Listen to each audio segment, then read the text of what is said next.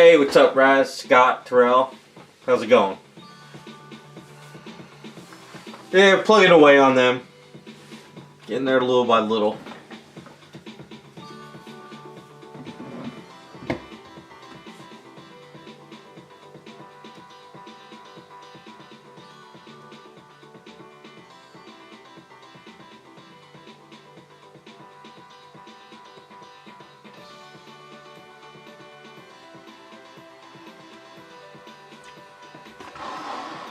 Hey Alex, what's going on? You having a problem painting something?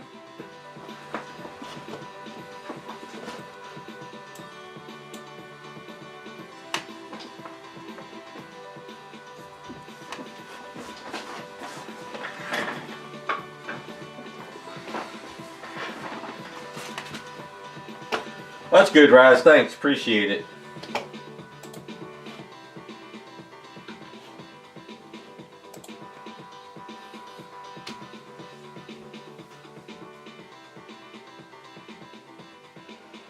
Oh, alright, I see what you're saying, Alex. Yeah, certain plastics don't really hold paints well, so you have to prime them. And probably score them. For example, hold on a second.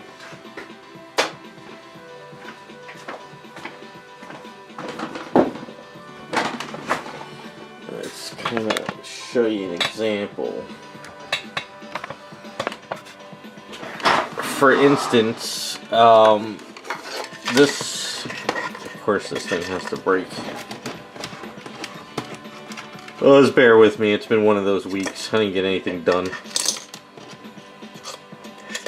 So, if you want to paint this plastic, it's smooth, and paint usually will come off really, you know, you can, what you would normally want to do is get some kind of sandpaper first and score it.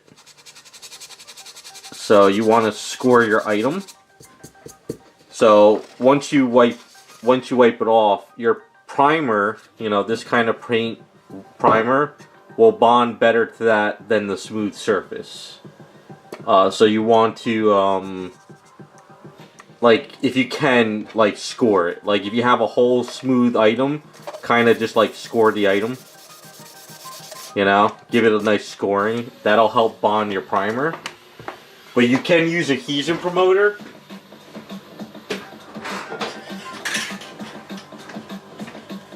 So this is a plastic adhesion promoter. You can get this duplicate of stuff, and it's clear, and you could spray it on this item and it'll help bond your primer paints better, but it's still not 100% perfect. You still want to score it. You want to get some kind of fine sandpaper and, like, you want to get it a little bit rough, and your paint will bond a little bit better with that than the smooth area. But yeah, they do have a clear promoter, and I do use this on statues, so you can use this too. But it's still not perfect.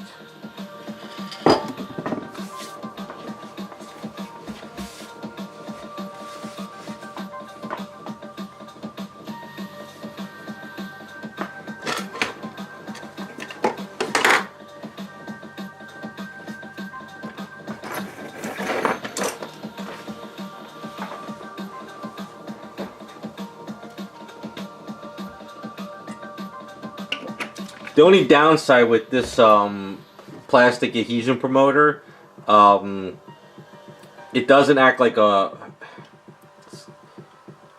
It's kind of hard to say. It doesn't... If you have like a lot of scratches and you have like some indentations, the primer filler would fill those in, but this won't. So this stuff's pretty strong too, the smell, so you don't want to do it inside the house.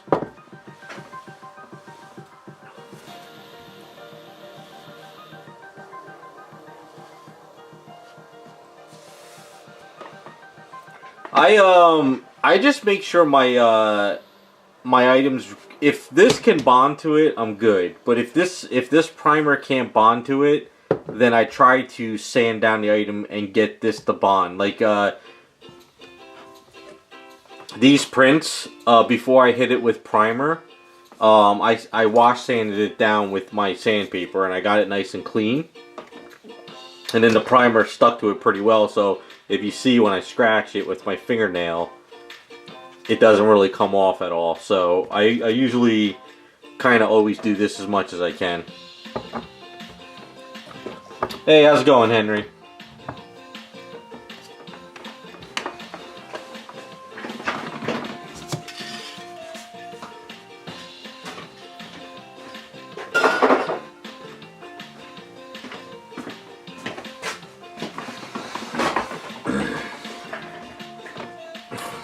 Alright, bear with me, trying to get organized a bit.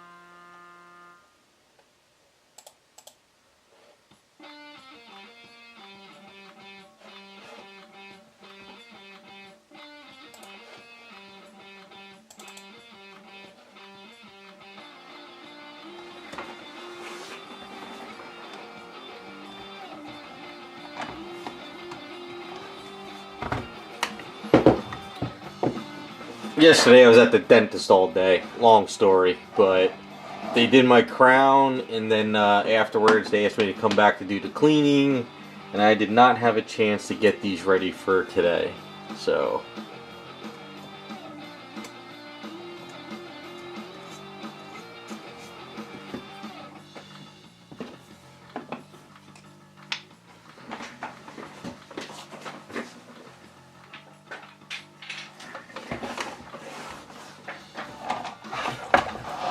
yeah, I had that temporary crown on for like 2 weeks, so finally I came yesterday to do my install the final one, and sadly I was due for a cleaning because I didn't have a chance to do it last year.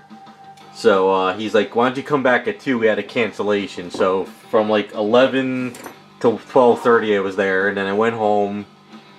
And then plus, regular Novocaine doesn't work for me, so he had to give me the strong Novocaine. So by the time I went back for my cleaning and got home, I was shot for the day. I had to do a cleaning because last year I do that thing where you pay like $300 for the year and you get like discounts and 2 cleanings and all this other stuff. But last year, dealing with my parents and everything, I didn't have a chance to go to the dentist for anything. So yeah, just trying to catch up on all that crap.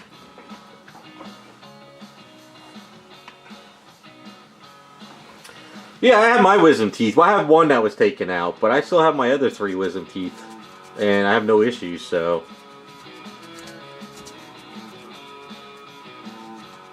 They have a new girl there, too. The other lady that was there, she had to retire because she had back issues.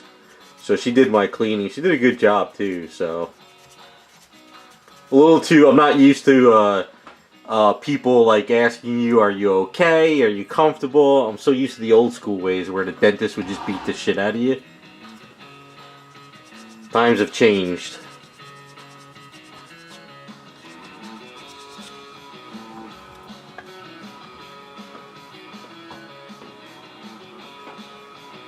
I had one wisdom tooth. It was weird. Like if your teeth are back here, the very back of the wisdom tooth onto my top actually broke in the back of it. So on the very back of it was broken out. It was the weirdest break that dentist ever saw. So I had to go and have that done. But that was like back in like 1999, I think. I had it done.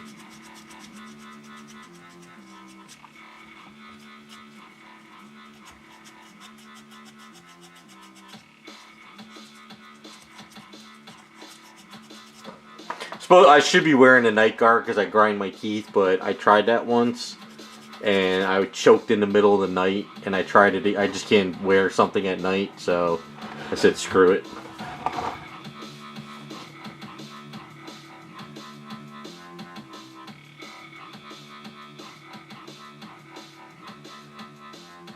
Work in regular hospital emergency? No, I have no clue. Do dentists work in the emergency rooms?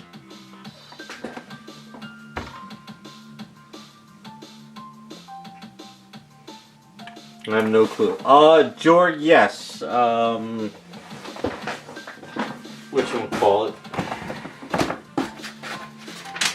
Hold on.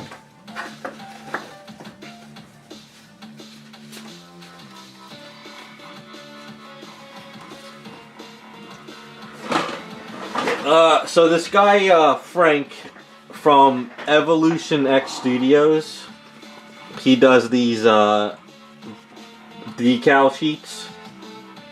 So it's Evolution X Studios, and then here's his scan if you want to scan it. He does I think he's on Etsy, but I know him through Instagram. He does these types of sheets. So these are everything from like 1/6 scale all the way up to about like 1/3. So you can see this is if I grab a sideshow head, probably give you a little bit better scale wise. So this is the sideshow Harley Quinn. So you can see how big these eyes are compared to it.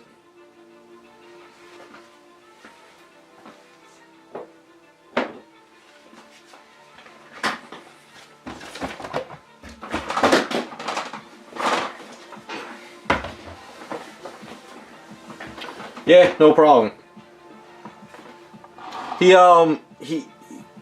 The sheets that he gave me, they were a little bit thicker, clear paper, but I think he could do it on thinner, where it kind of goes a little bit better. So.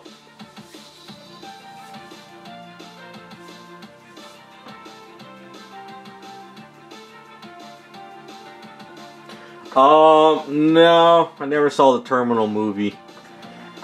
Not really a fan of Tom Hanks that much. He's a little bit weird dude.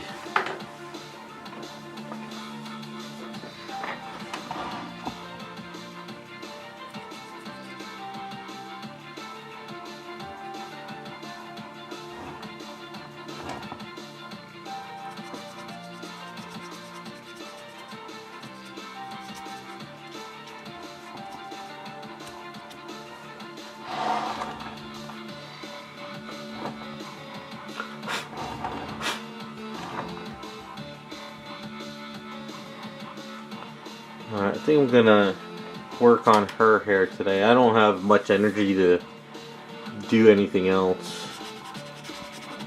But I did not have a chance to sand this parts down.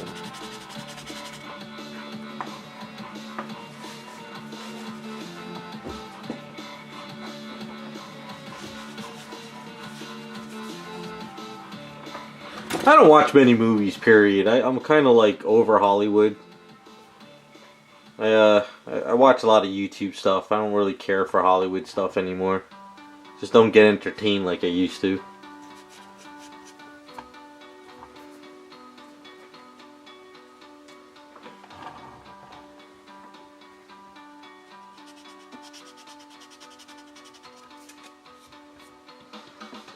Well, Tom Cruise just does the same thing over and over. Running, jumping, staring off to space, and that's it. That's all he does.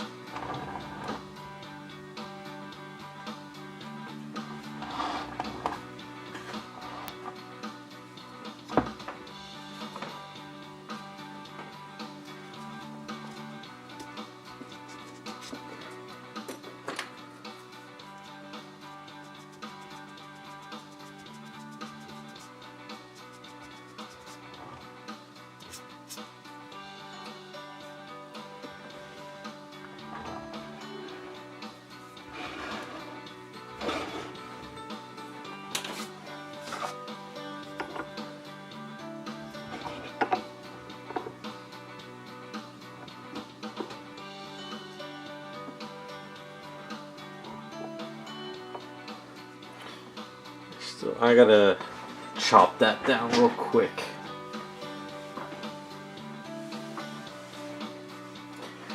I think he already did that, Terrell. That's all he does. He's just running. Running and jumping. Yeah, I mean, don't get me wrong. He does his own stunts, but it's the same thing every movie. Just running and jumping onto doing a crazy stunt. I mean, just because he's an actor doing his own stunts is really nothing amazing. Stuntmen have been doing it for, ages. So, I don't know. I just think it's overrated.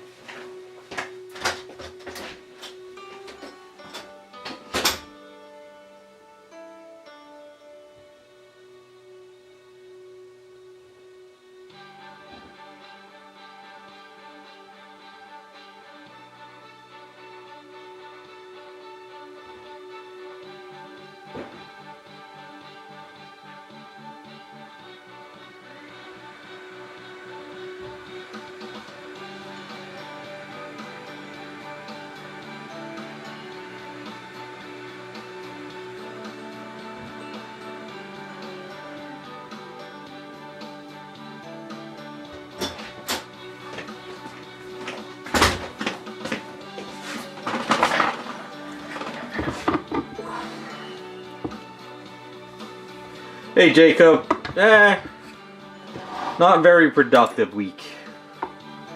Very,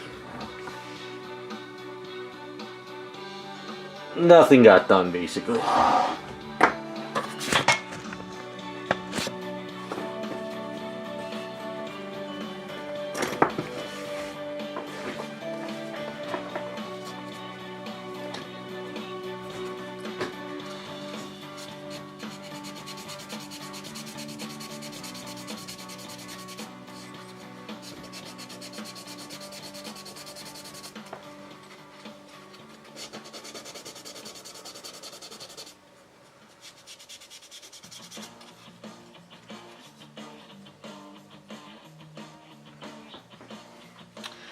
Well, it wasn't the staring at the wall kind of week. It was the kind of week that I didn't get a chance to sit down in the studio and get everything done I wanted to. Like, what was it? Tuesday. When did we have snow? Tuesday or Wednesday? I forgot. Wednesday. So I got up early. I got ready and we had that little snow. So my mother decided to cancel her doctor's appointment. So I said, alright. So I got up early, tired as all hell. I shoveled the snow. I did what I had to do. I came home, I did some work. Something came up. I had to leave in the afternoon to go take care of something. Came back home. Didn't get much done. Then yesterday's Thursday. Went to the dentist at 11. Didn't get home till 12:30. Had to go back at 2 o'clock to get my cleaning. Came back.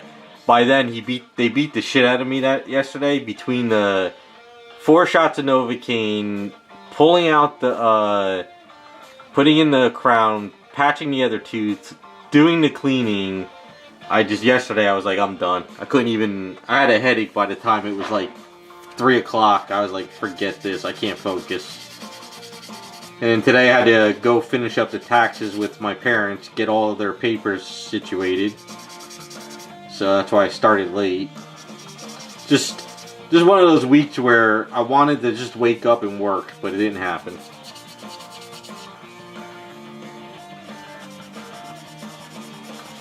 Uh, 3D print? I don't 3D print. I'm sure there's some Astro Boys you can 3D print, but I don't have a 3D printer. That site, CG Trader, I'm pretty sure they got some Astro Boys that you can download and print.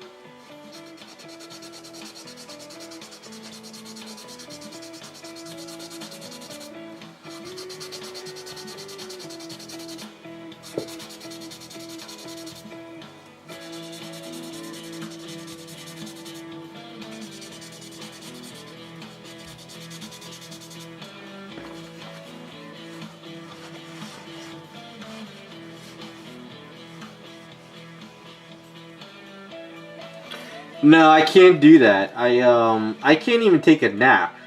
Like I have to go to bed like at normally like around 12 o'clock and wake up about 8. Like I can't take a nap during the day. I can't go to bed early. I don't know. It's my weird way of sleeping. Hey, what's up, Iceman?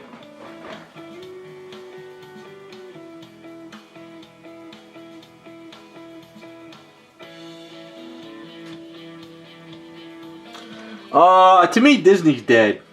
The way Disney used to be compared to what they are now, they're just, they don't know what the hell they're doing anymore. The people who made it, like what it used to be, are all gone. So all these new people have no clue what the hell they're doing. So to me, Disney is just dead.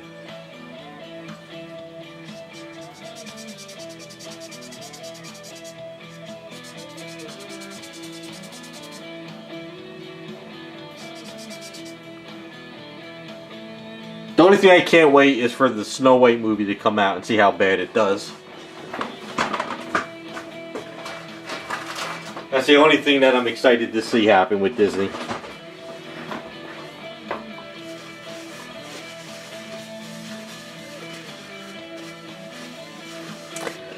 Um, 70s to 80s, I don't know. Isn't that back when they did all the old, cartoons? Like all the old, I don't know. I was born in 77, so by the time I really remember everything, it wasn't really until like the later 80s. So.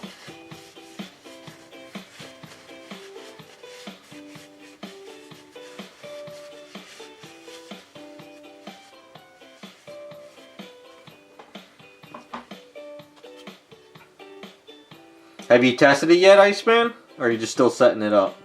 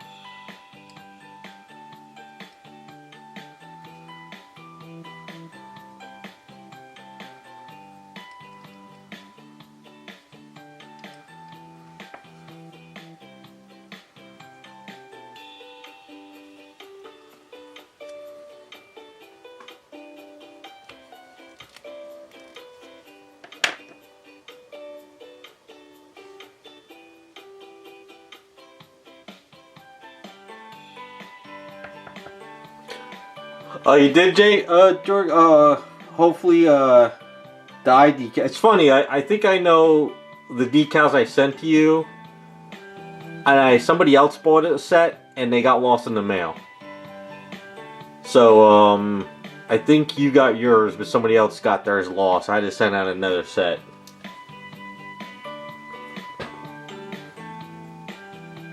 Yeah, I don't remember too much, Alex. I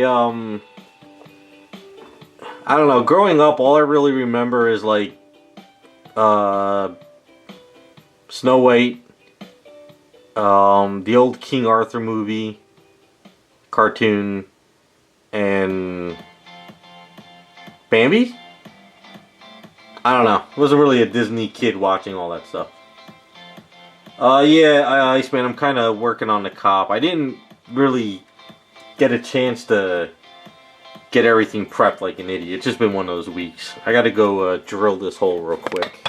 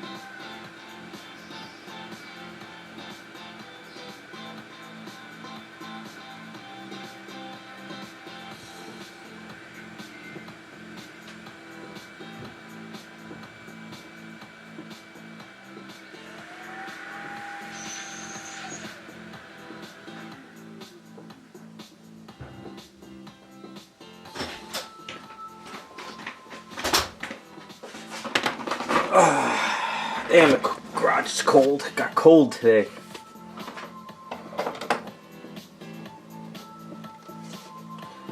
I don't even remember the black coloring. I don't remember much from... I blocked a lot of my childhood out, what can I say?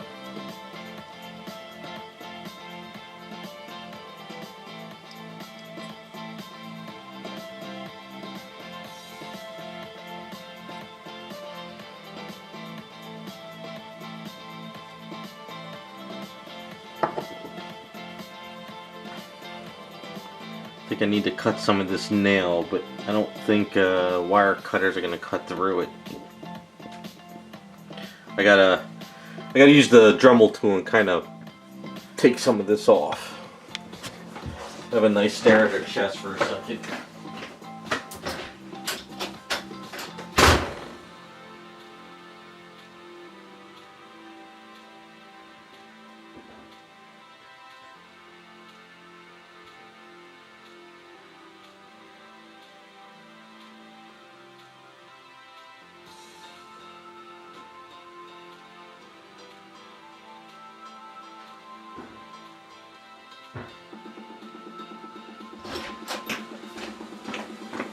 It's the hat I need.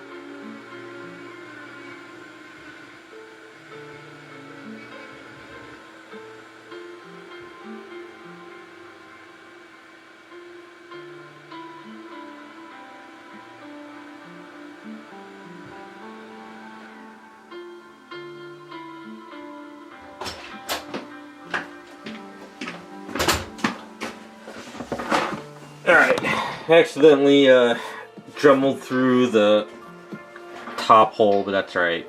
I wanted to make sure that this is sort of as flush as possible here.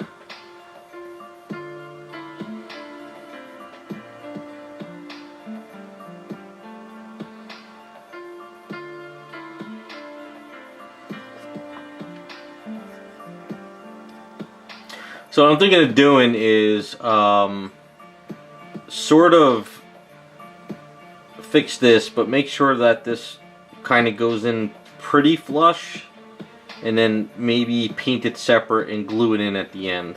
So that's what I think I'm gonna do.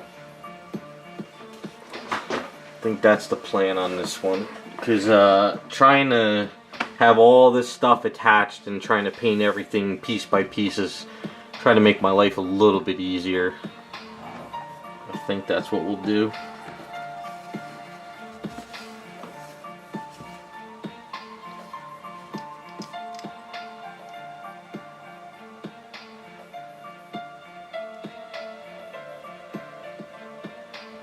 Plus, if I have those tips sticking out and I'm not careful, I can sort of snap them.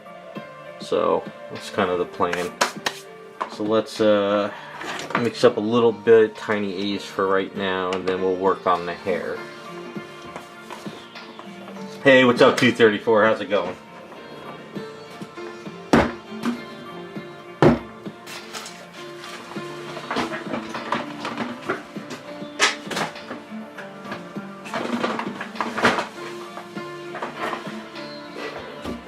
Let's use the 7/8. Sort of the bad stuff.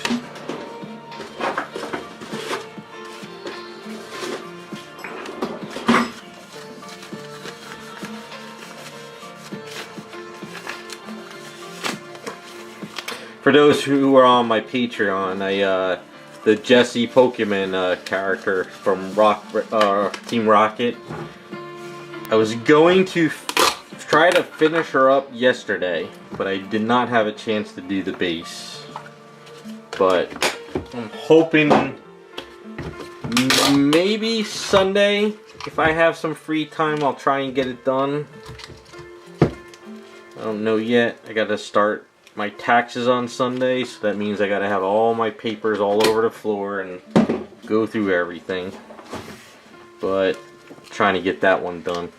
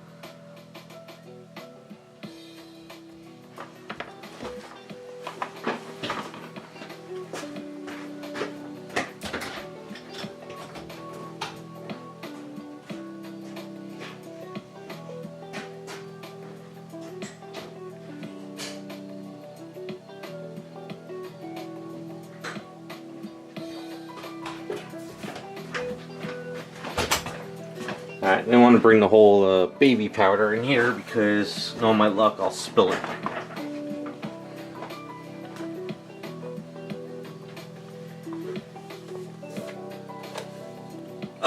Yeah, give me a second, Iceman. I'll check it out right after I mess with this.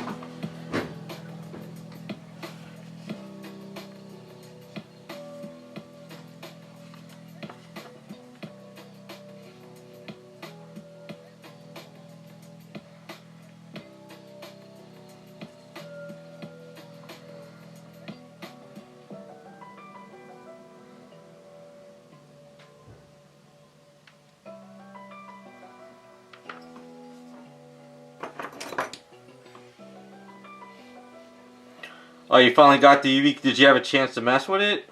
Or did you just get it and you just haven't messed with it yet at all?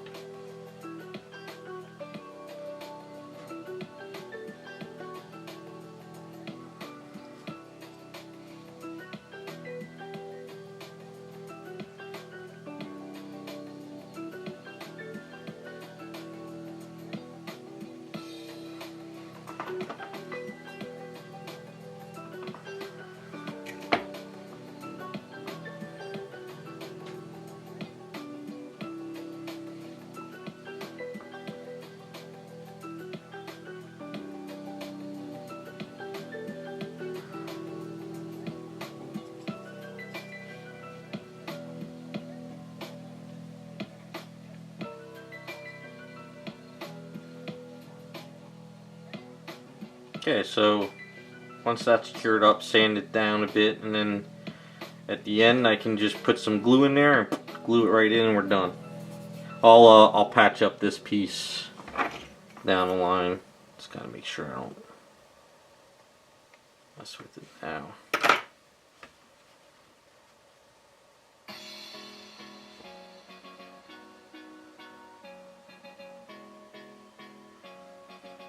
You're basically building your own factory in your studio.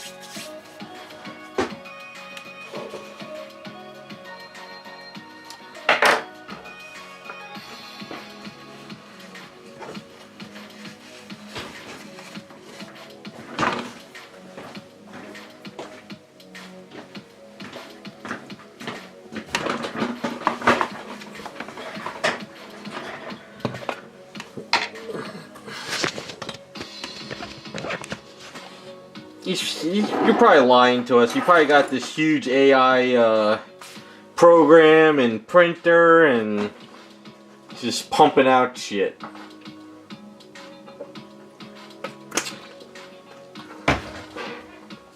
Probably the founder of AI. Lying to us, Iceman. We're on to your racket.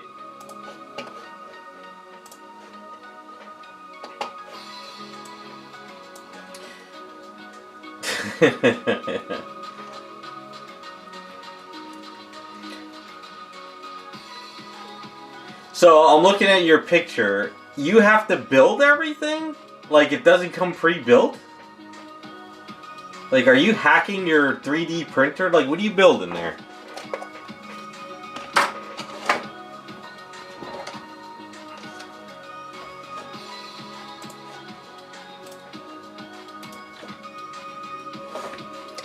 Dude, freaking Iceman's probably building like, you know, stuff for NASA. Lying to us. Dude, it's all just a cover.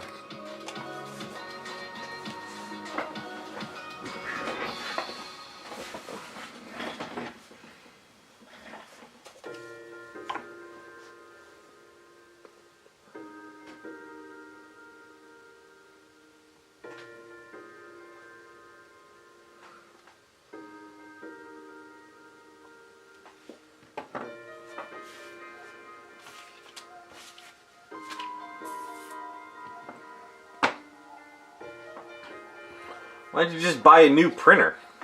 Like, instead of upgrading.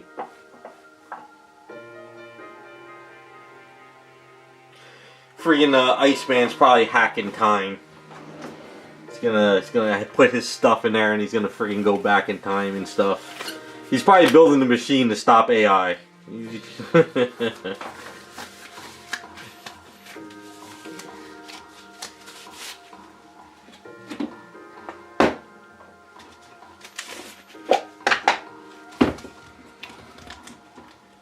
If you say so. I don't know what you're doing, but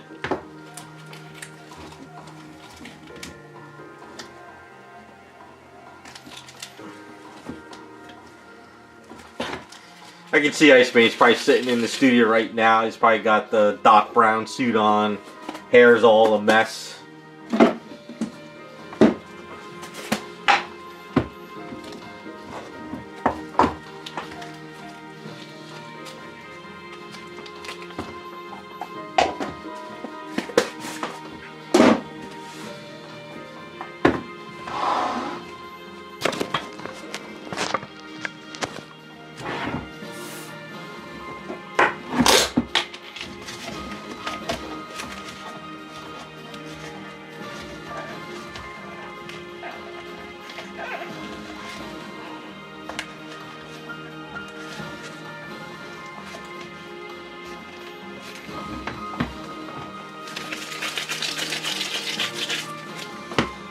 That's right, something else will come up.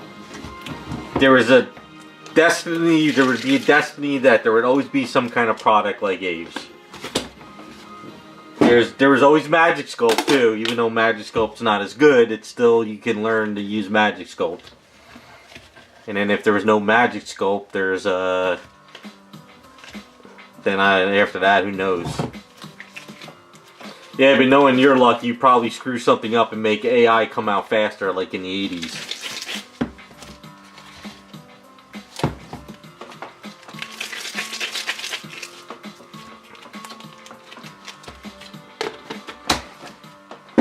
Yeah, that's fine. It's all right. If I wasn't doing this, I'd be doing something else. So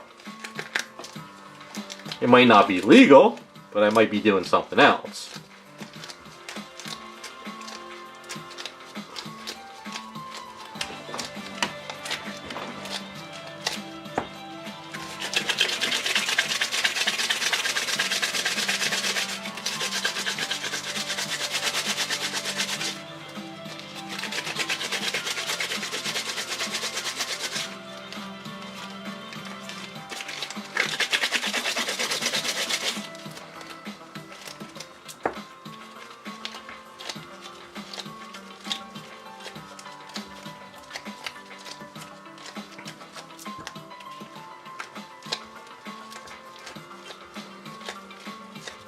But knowing your luck, Iceman, you go back in time and do that, you probably would change my destiny and I would win the lottery, so I wouldn't have to do this anyway.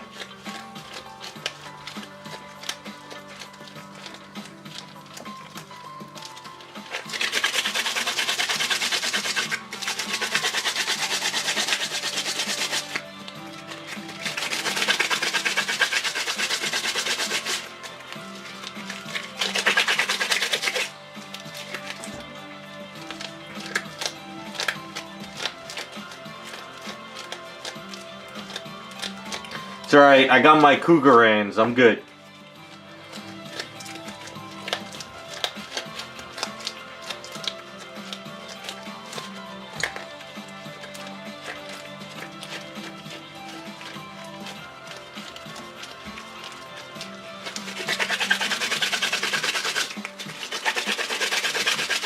Cougarans or the Maple Leaf. That's where it's at.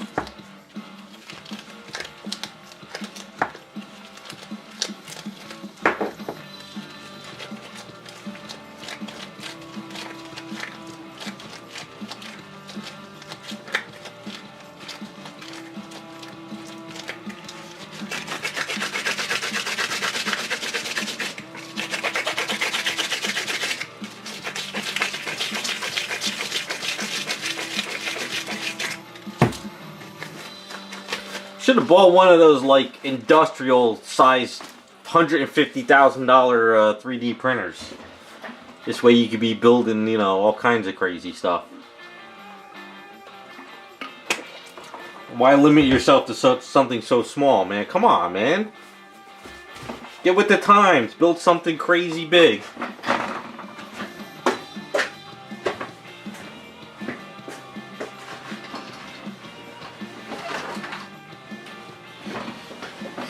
Be like Raz, he builds bonfires in his by his 3D printers. The dude doesn't care. When Raz needs to get warm, he just builds a bonfire. He doesn't care. If the fumes and stuff catch on fire, he'll just, you know, he'll just run with it.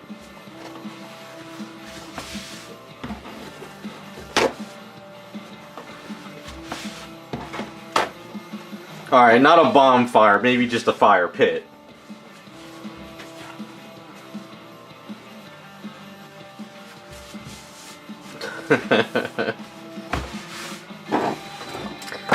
No, I got no plans to buy a 3D printer yet.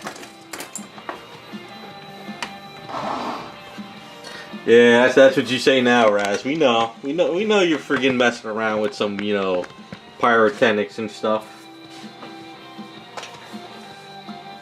Nah, I think day I buy a 3D printer, maybe in another year or two. I got no need for it yet because I'm so busy doing these customs and work for people that, and I outsource everything to either Raz, my friend in Canada, or the other guy in Jersey, that by the time I get a printer and the way I would utilize it, I wouldn't utilize it to the point where I would get my money back compared to these guys, you know?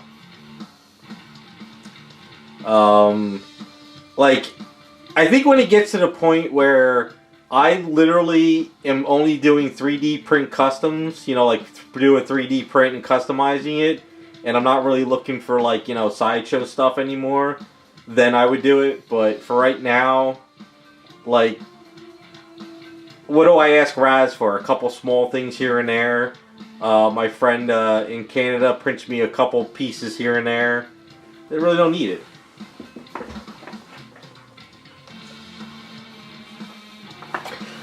Yeah, Raz. I don't believe you, Raz. You're doing some crazy crap. Oh, Raz. The other thing too. I was just looking at my emails. What?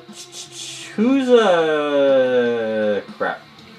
Is it ES Monster or Abe 3D? They're doing the 3D Moon. They're doing that Dark Magician girl. Did you see that? Wasn't that one of your favorite characters?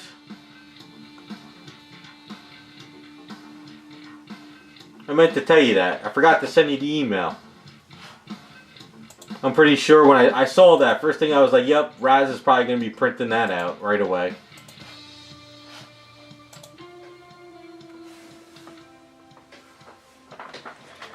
Here, I'll link the Patreon page. Hold on a second.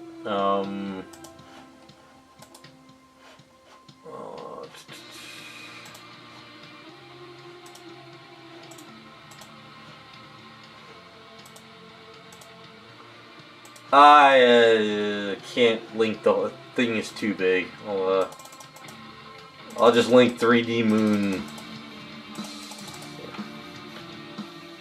Damn it. Stop that. There we go.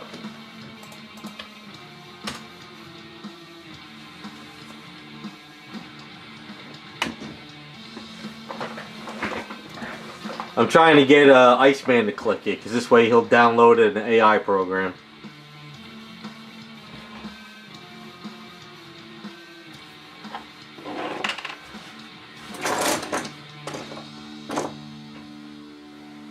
No, but I saw it, and I was like, yep, I bet, because I don't think there's many kits of her, right? I saw, so there is another... So ES Monster is doing an item, and I'm thinking of using this one for a future custom idea. Yes, I can't link it. It's Empress Celestine from ES Monster. I don't know if you saw that one. Let me see if I can click a picture.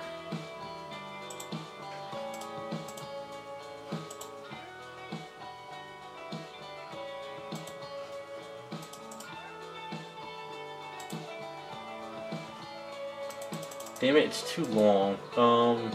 So if you go to ES Monster, they posted a picture of it. I was thinking of maybe that might be one of the items for the next batch of Patreon votes. I gotta make a post on Sunday.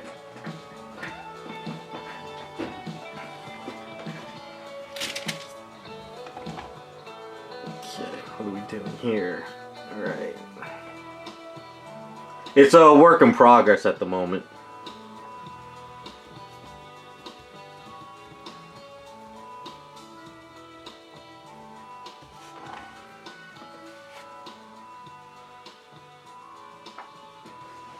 Yeah, that one from ES Monster, it's got that crazy skirt on it, but I'm thinking that I can just take the skirt off and use it for and you know, a voting.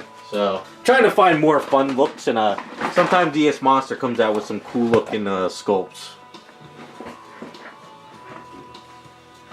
Yeah, but I think I'm thinking this one could kind of work. We'll see what happens.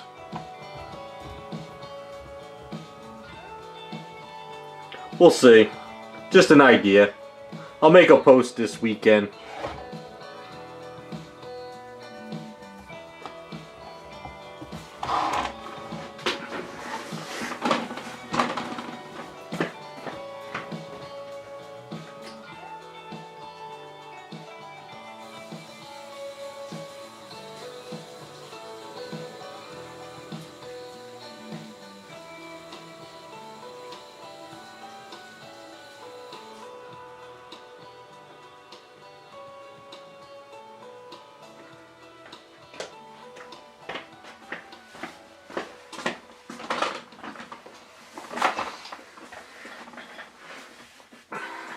Well, the one Jesse Pokemon that ES Monster did, well, I think it was ES Monster, or I forget, I always forget, that I used for the custom I'm working on, that head sculpt was actually pretty good. So I'm happy with the way that one came out.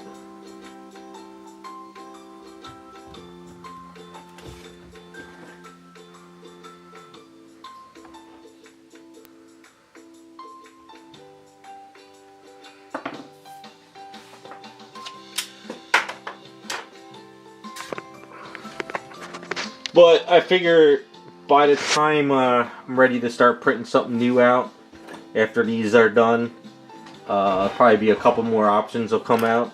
These guys are pumping out sculpts like crazy. All those sites you gave me, Raz, that I sub to, because there's a lot of them that I free sub to. It's like every day there's new updates and new votes and new characters. I can't keep up, man. There's so many sculpts coming out.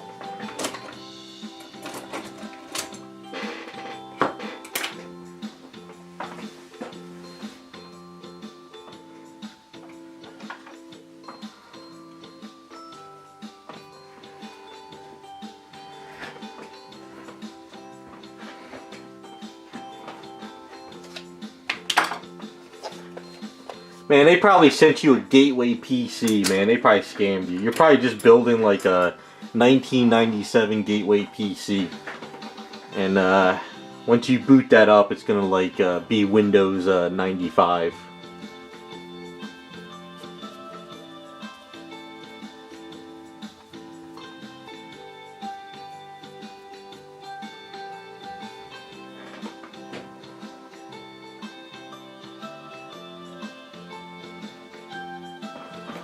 Yeah, there is a lot coming out, but like you said, there's not much that like, oh my god, that's something I gotta have, but there is a lot being made, so...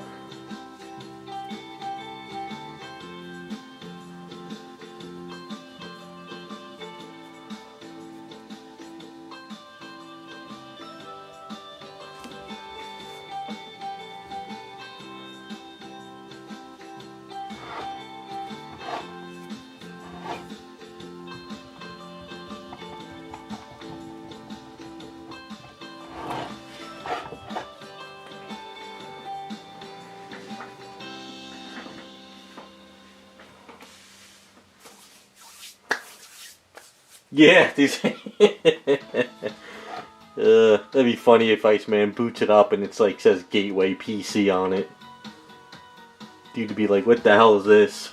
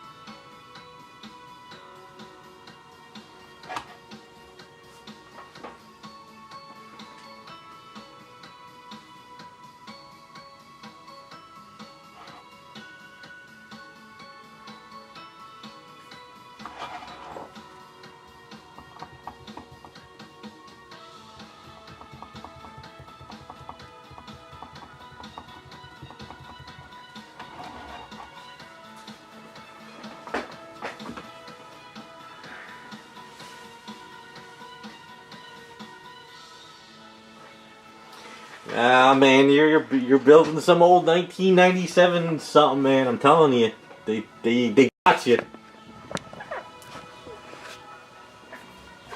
Man's gonna have to use dial-up to turn on his printer.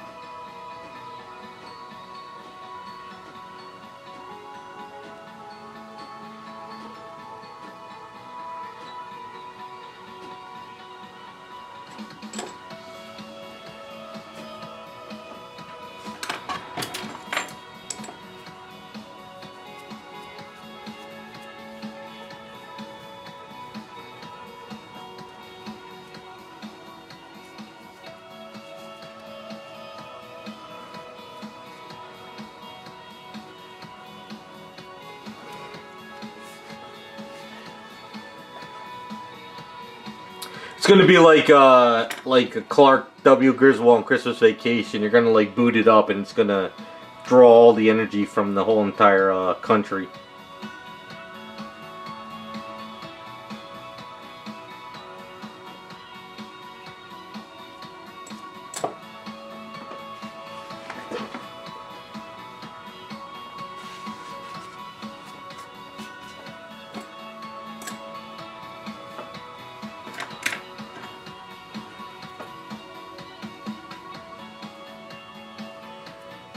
No, I don't think the UV clay is going to be that good. I mean, it'll probably be good, but I don't think it's going to be that good.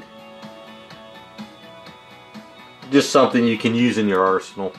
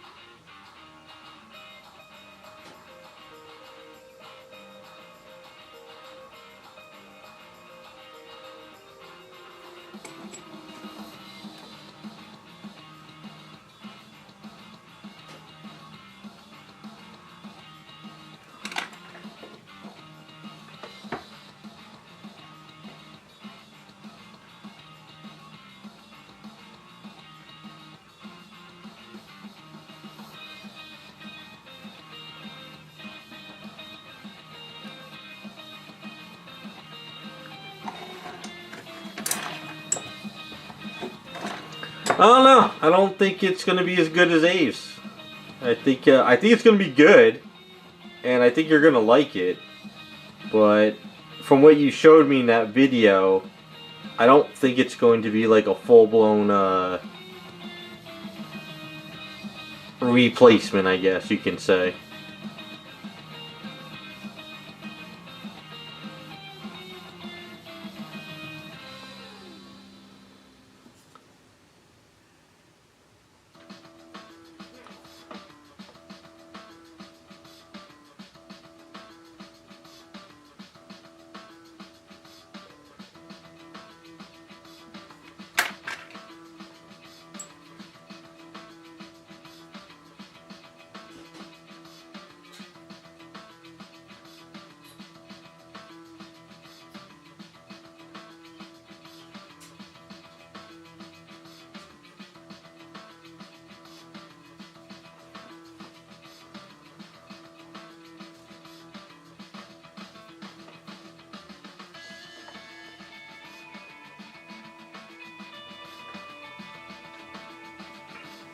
Yeah, they probably do, but watch, it's probably the most toxic stuff you ever can touch in your life.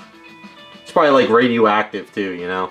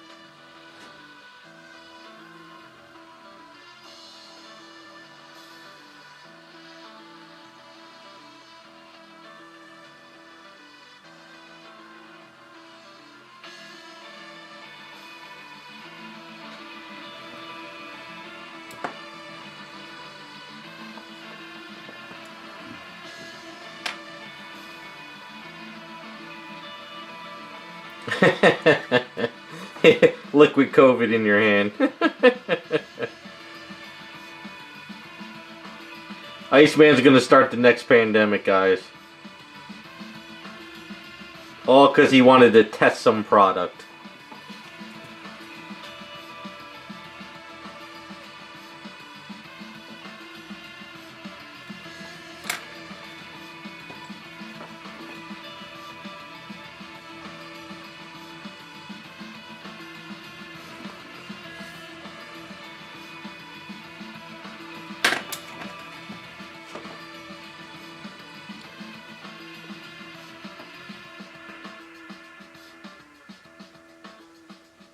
Yeah, that's true, Raz.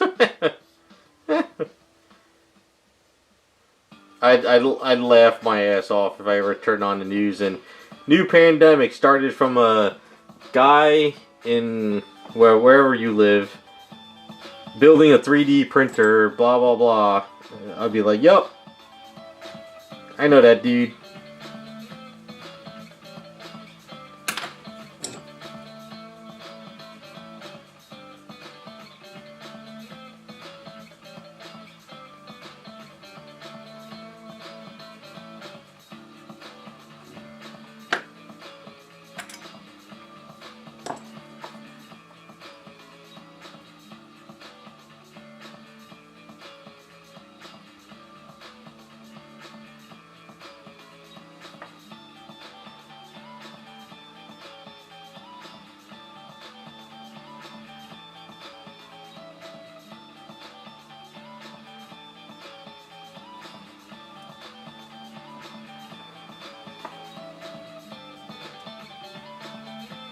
Hey, what's up, Mimi? How's it going? Yeah, I'm hanging in there. Hopefully you're doing alright.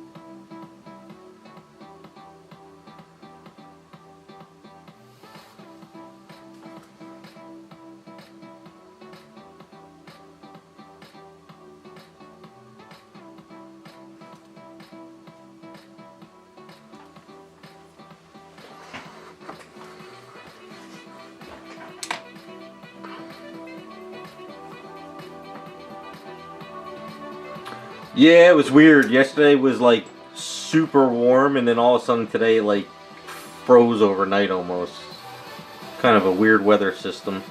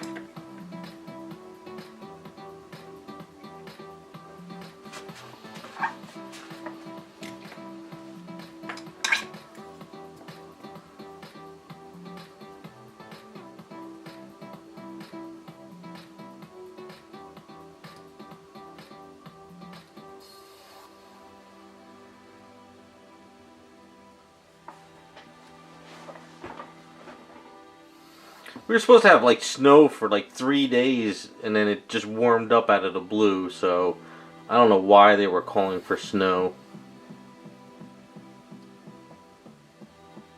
Maybe North Jersey, but down here, I don't understand what they were saying.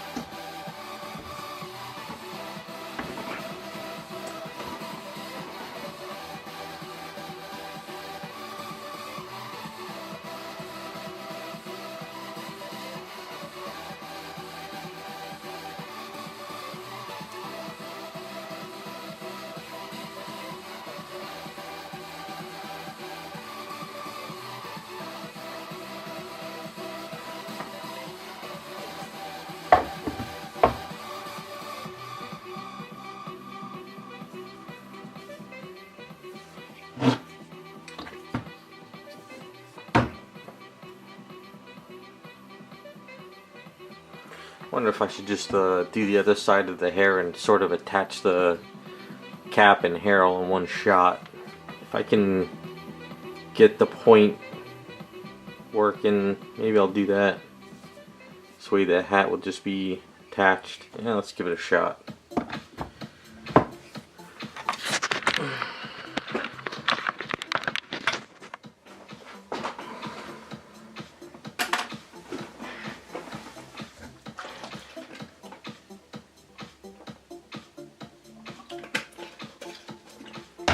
I think trying to mess with this hair and hat going on and off is not going to work.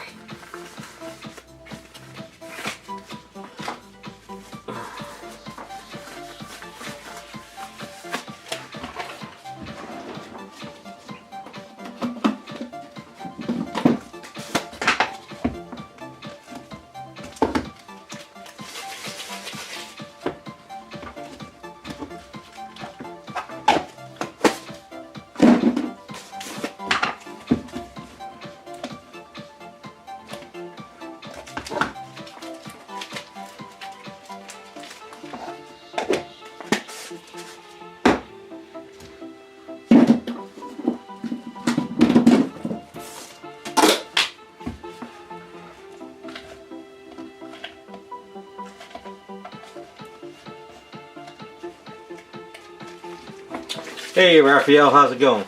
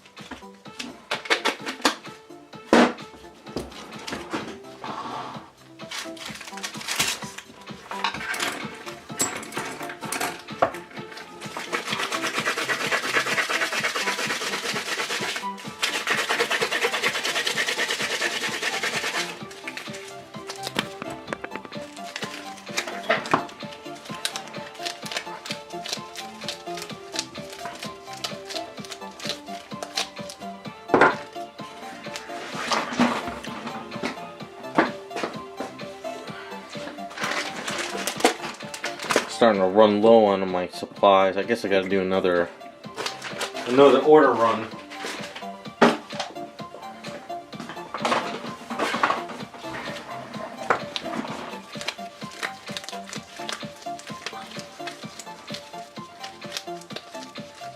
Did a lot of custom work over the past month. Surprised this 4-pound container moved so fast on me.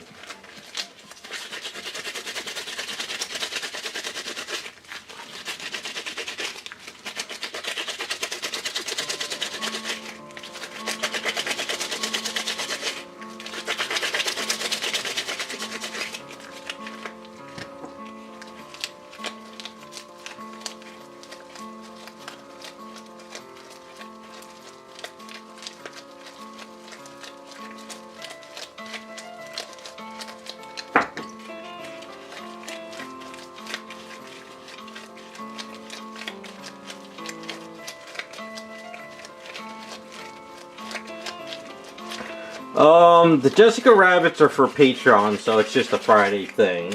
But as far as commissions go right now, I got these 2 Supergirls. One's yours, one's the other. And I am painting up an item for a friend, so he would get off my back. And I'm trying to figure out what to pull out next. Somebody that I do work for, who I've known for a long time, has decided not to pay me yet. So I was going to start working on some of his other items, but I decided just to give him shit and tell him he's being pushed across the line a little bit. So if he pops in chat or watches this video later, he knows who he is. So I'm thinking I have to pull out some other items, but I want to start painting up the Mary Jane that I have. I wanted to start her this week, I didn't, but I'm finishing up that Jessie Pokemon girl. And I'm thinking I'm gonna probably pull out 2 other items to start messing with.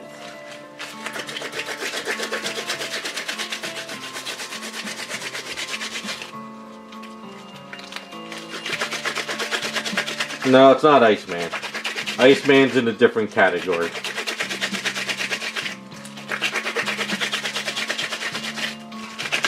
I have a kit. It's a Captain Britain. So the person that I have to do that for, I'm going to contact him and see if he wants me to start it. What I might do is use that as like a side item just to prep up here and there to get that going. Looking at my boxes, I have a really big project, but I'm not starting that just yet. I want to wait till the weather gets a little bit warmer.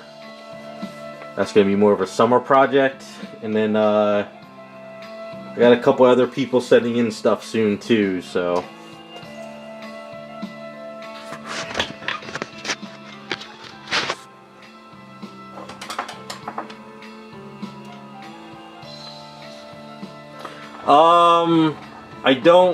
I'd have to ask the client if he doesn't care about me showing it, but like I said, sometimes people don't want me showing stuff, so I don't show anything off. But it's definitely not like yours, trust me.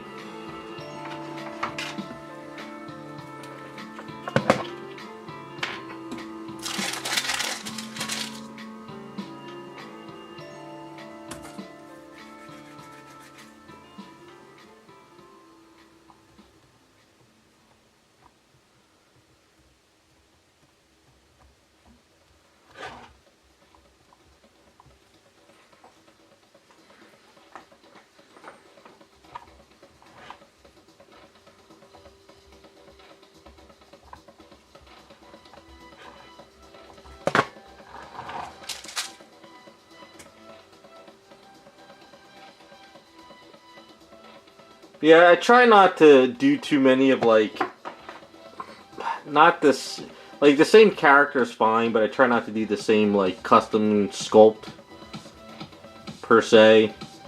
So it's like, it's Supergirl, but it's nothing like yours, so it's different. And whenever I work on an item too, I try not to, like if you give me an idea for your item, I do not share that idea with somebody else. I try to come up with other ideas, but I rarely get anything like this where I'm working on somebody else's and, you know, 2 characters sort of the same at the same time.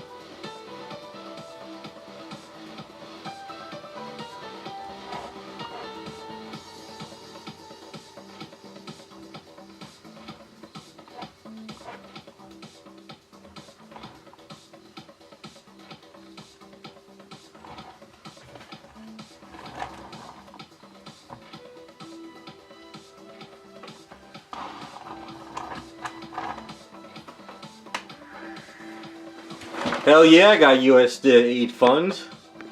I'm doing the study of resin versus resin on a warm sunny day.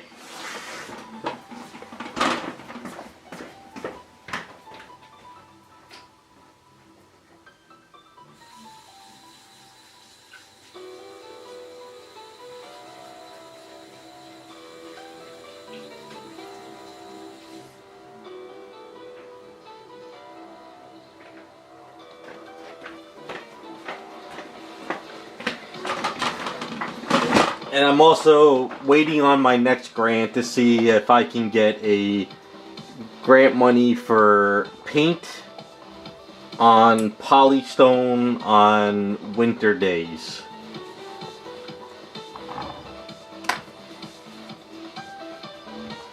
Hey, if they can get grant money to study bark on a tree in the like the spring season, why can't I get some funds, right?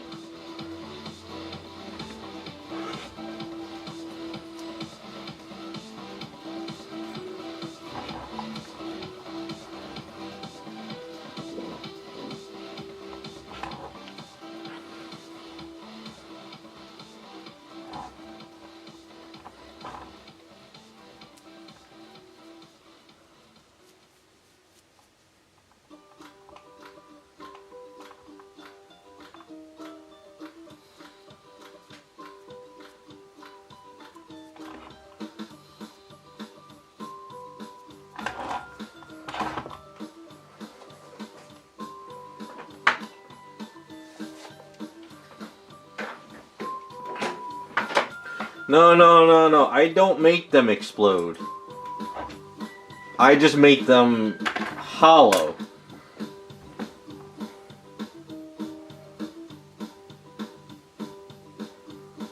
So you're getting things mixed up. So you're becoming fake news now.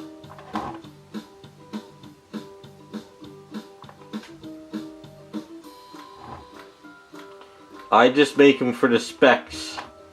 That's all I'm paid to do.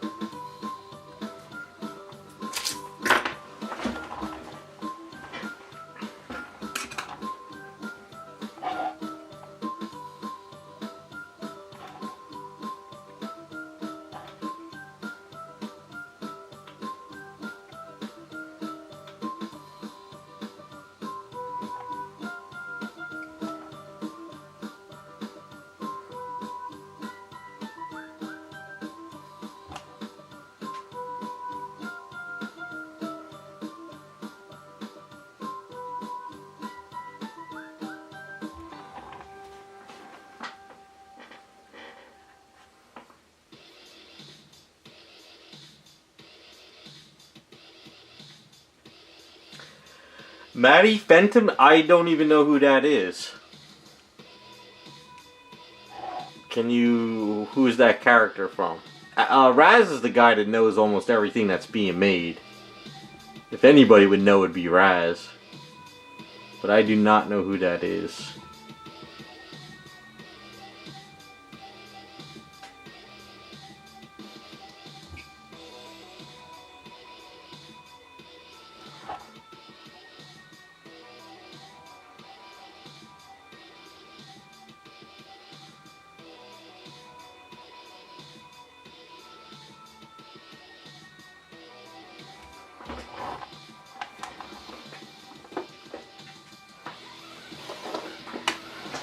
Yeah, sorry, I have no clue who that is. I don't know Danny Phantom, so.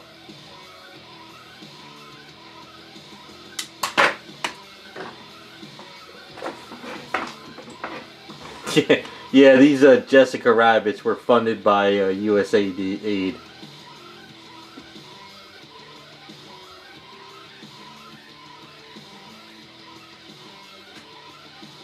You know, somebody's going to take this stuff seriously, and I'm going to get, like, you know, called into Congress or something because of you guys. You guys are going to get me in trouble. You know, some crazy wacko will see the stream. USA gave this guy on the stream money for statues. I'll just be sitting there one day, eating my Cheerios at night and get a knock on the door from the feds.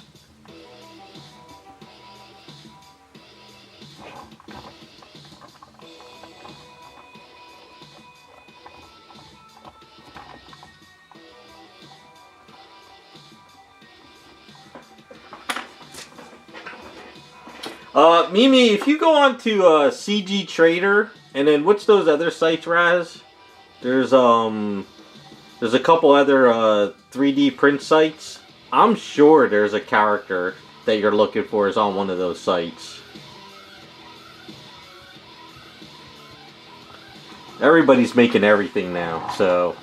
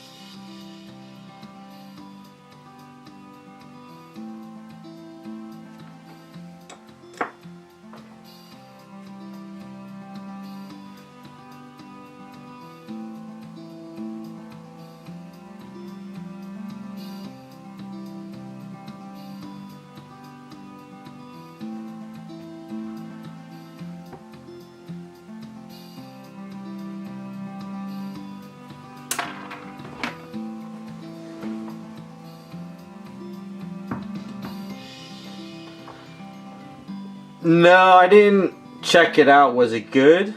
I know somebody I watch online was talking about it was gonna start soon, but I never saw it. Didn't Sony just get hacked too recently? Thought they got hacked again or something. Was it a good stream at least?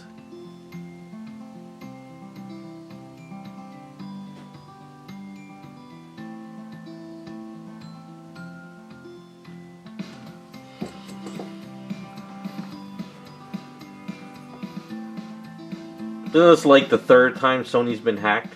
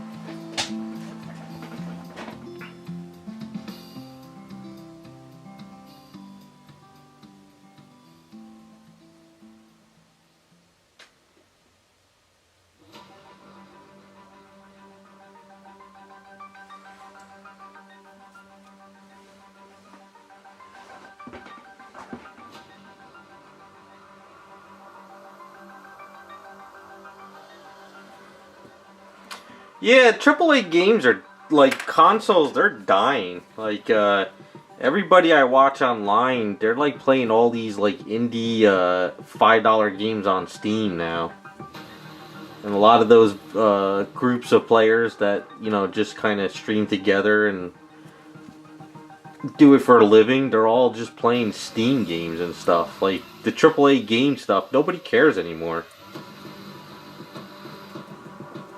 Like that whole entire market's just dying. I mean, we know why it's dying, but like nobody really cares anymore about it. Like I don't even see a lot of hype for like Grand Theft Auto 6 coming out. I don't think people really care.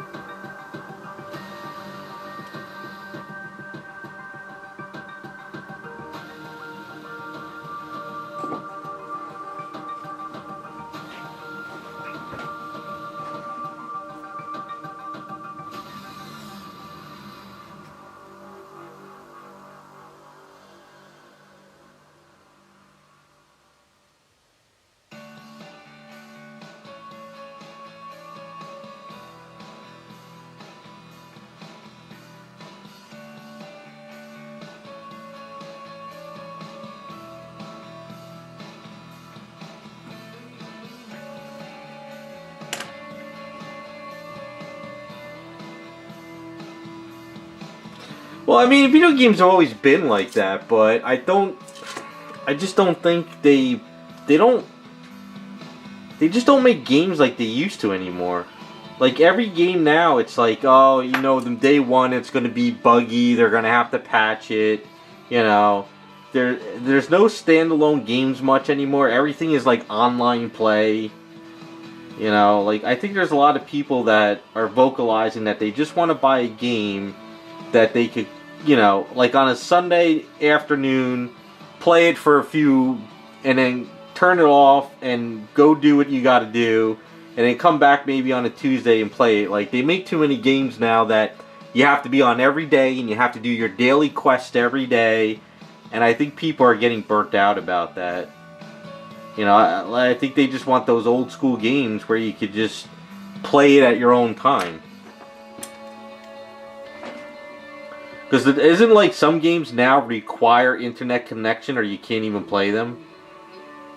Am I wrong about that, or is that kind of a thing?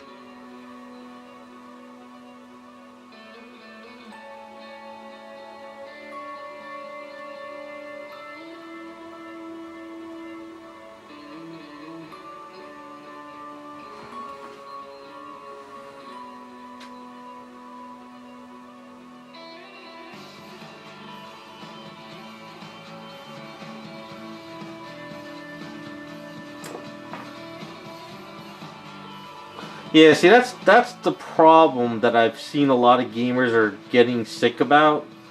Because I remember, like, back in like PS2, PS3 days, you could buy a game and you could play it whenever you want to, and you can progress throughout the year. But now it's like they force you got to be on every day, or if the server shuts down, you can't play your game anymore.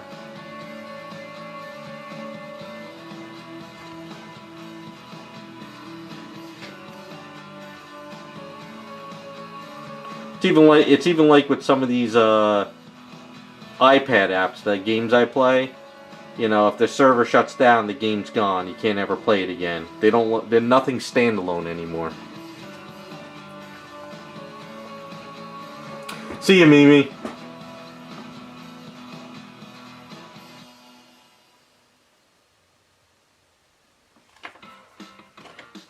No, I like the old Bayonetta games, the Zelda games, Devil May Cry. They were fun, and you didn't have to be on the internet to play them.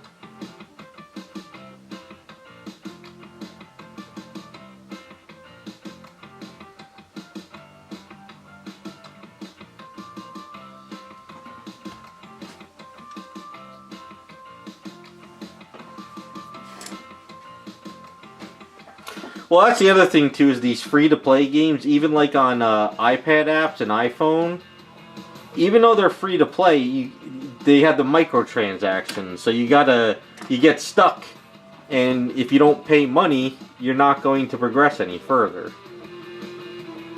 So, I don't know, I think the video game industry just shot themselves in the foot, honestly.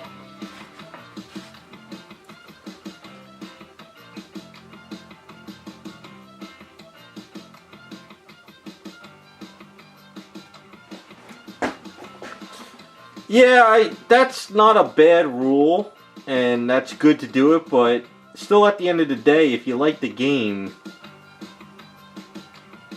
you're pretty much stuck, I don't know, I just watch some guys online on YouTube that play like these Steam games, like they have this game a group of people were playing. It was funny as hell, and I actually, like, if I had a group of friends that I could play online with, it would be funny as hell to play. It was like you have to build a storefront, but you could go into another person's store and you could take a crap on their floor. You could fling crap on them. You could arrest each other. It's some new game. It was absolutely hilarious. And I think the game is probably like, what, like a $15 game or something? That is way more entertaining to me than a AAA game that they put $500 million into. And, you talk about your pronouns versus a $15 game where you just do dumb shit with your friends, So, indie games now, to me, are freaking hilarious. Like, if I was still gaming and I played, like, games with my friends like I did back in 2009 and 2005, these indie games would be hilarious to play.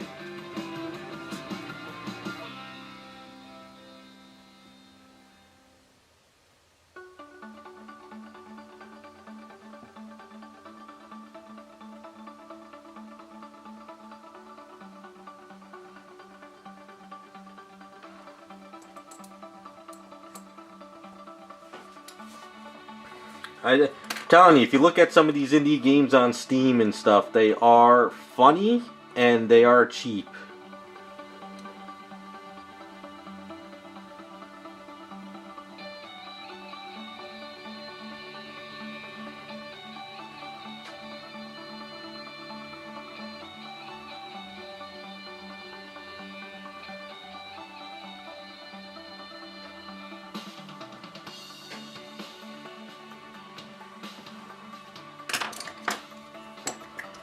I think that's what the big corporations and AAA games, they forgot. They forgot to make the games fun, entertaining, not overthink it,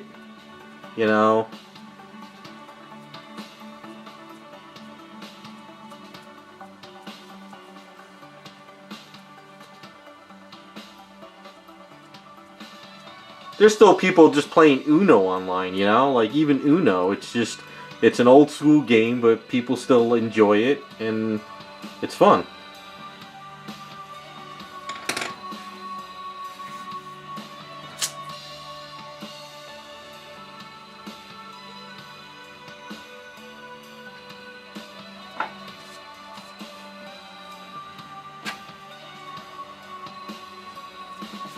I don't know, that's just how I see it. So, like I said, I could care less about what Sony or Xbox or AAA game that puts $50 million or hundreds of $1,000,000 into this crap.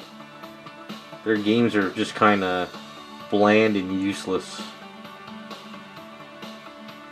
Plus, I think, isn't it, if you look at, who's the company that did, GTA 5? I forget. Was that, what the hell is GTA 5? Forget the company. If you look at all the original people who created GTA 5, they all left the company. So now it's all these, yeah, Rockstar, that's it. Yeah, so if you look at all the people that are there working now, they are not making the game what it was. It goes back to, like, George Lucas created Star Wars. You know, the original creators are the ones that make the game. When you pass it off on to other people and they feel that, oh, we have to dumb it down, or that's too offensive, or this is, you know, it's like, the game's dead to me. You know, if the original people who created the game that made it so popular, once they're gone, they're gone. I think very, very few examples, I guess, the people who've created old games, new people came in and made them better. But that's more of a back in the day story compared to now.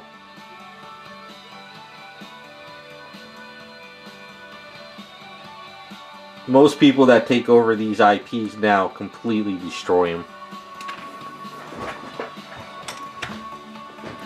But if you have Steam and you have a PC, I would suggest looking up a lot of PC games on Steam.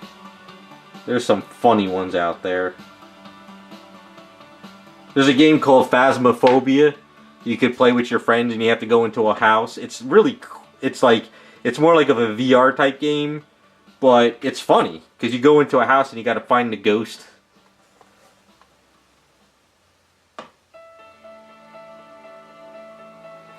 Yeah, but isn't Konami and the Metal Gear Solid guy, isn't that the original guy who created it? Isn't he, or am I thinking of a different game?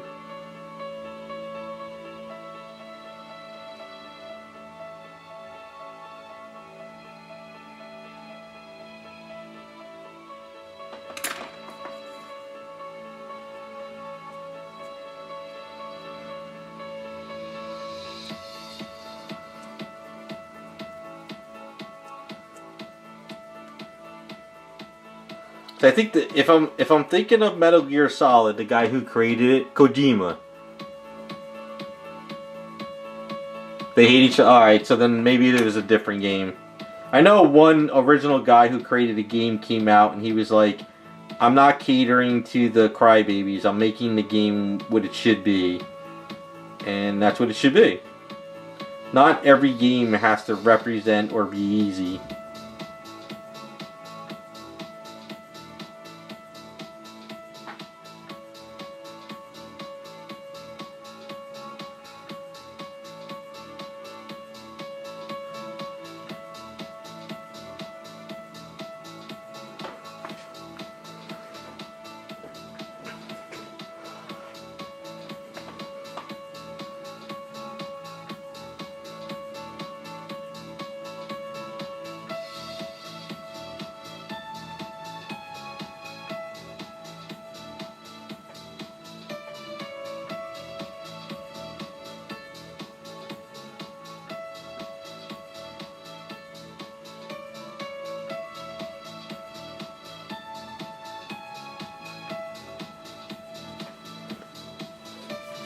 Well, I guess we'll see where everything ends up.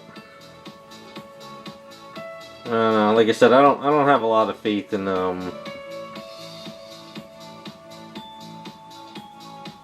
these companies anymore.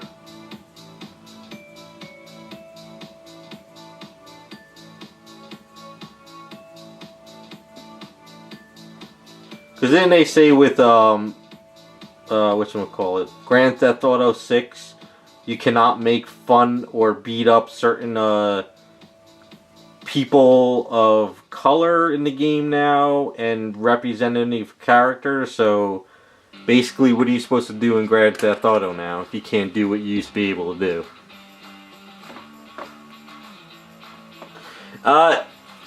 Sadly, I don't think the DEI is... The DEI funds are gone, but I don't think the DEI... Even though they say, oh, it's gone, we're getting rid of it, wasn't one company calling it Bridge now? It's not DEI, it's Bridge.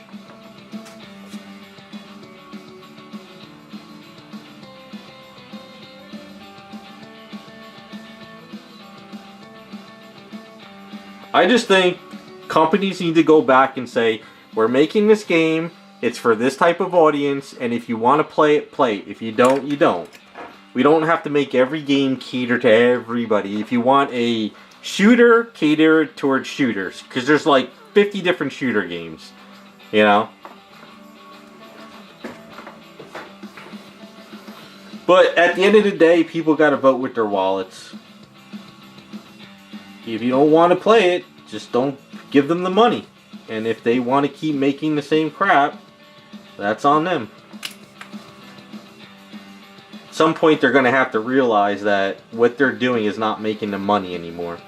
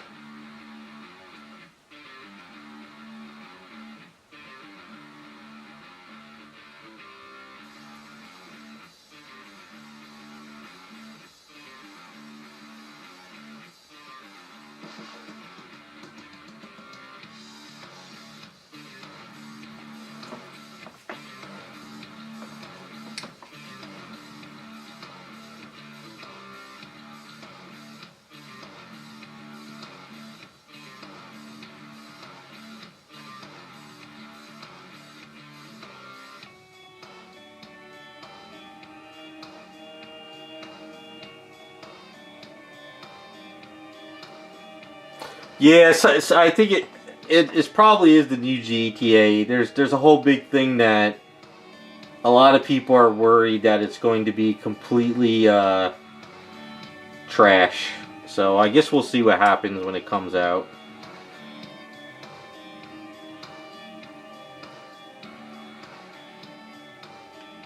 I'm sure when it comes out it'll be all broken anyway, just like every other game. Yeah, Raz, that's pretty much where we're headed.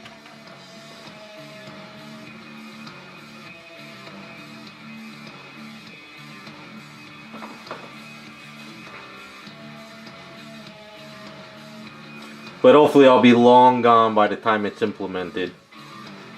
So all you young guys will have to deal with it.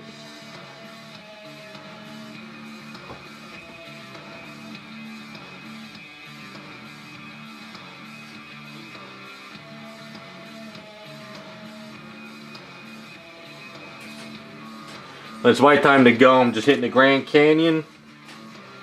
Drive the car off the cliff with my statues, and that's it. So if you guys hear about some dude going off the cliff, it'll probably be me. Going with a bang.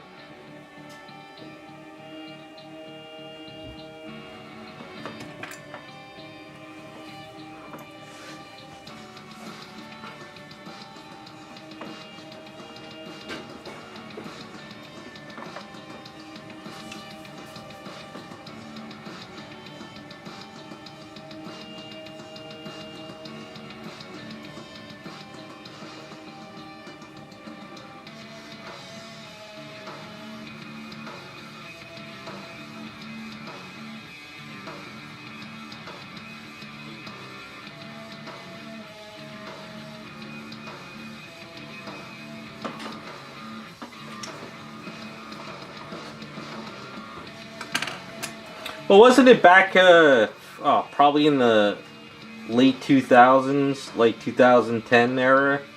Wasn't like, Sweden or something? They wanted to put all the chips in people's arms? And you couldn't go to the club unless you had the chip in your arm?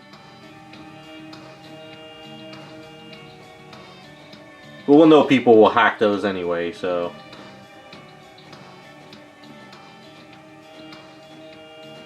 Iceman will turn his printer into a hacking machine.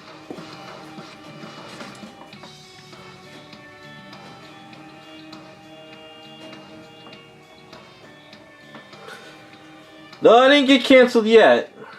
They feel that statues are still worthy of funding, so... But you'll know. I'll let you know when my funding runs out. I'll start a GoFundMe saying that my studies of resin versus Aves has ran out, and I need everyone to help me. Sound like a plan? I know you'll donate to the cause.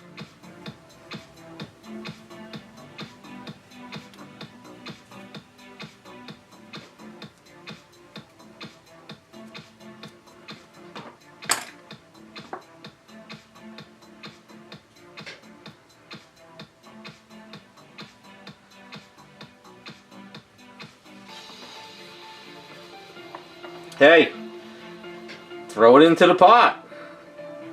$3 is $3.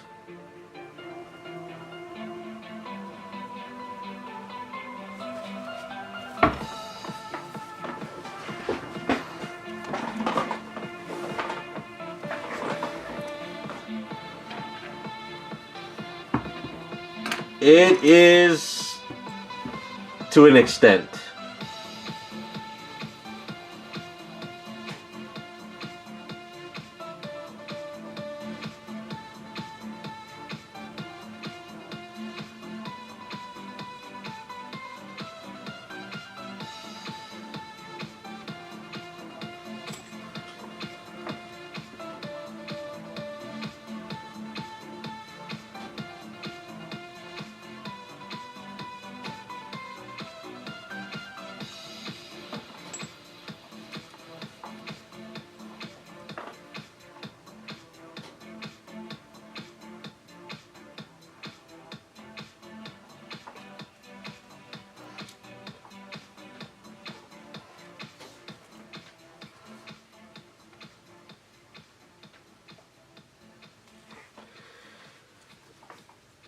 I don't know what I'm supposed to say anymore. I don't know what's the correct...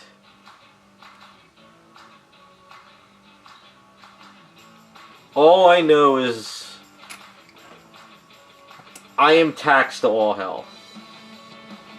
I breathe, I'm taxed. I buy something, I'm taxed. I go to the bathroom, I'm taxed. So why not get money from USAID?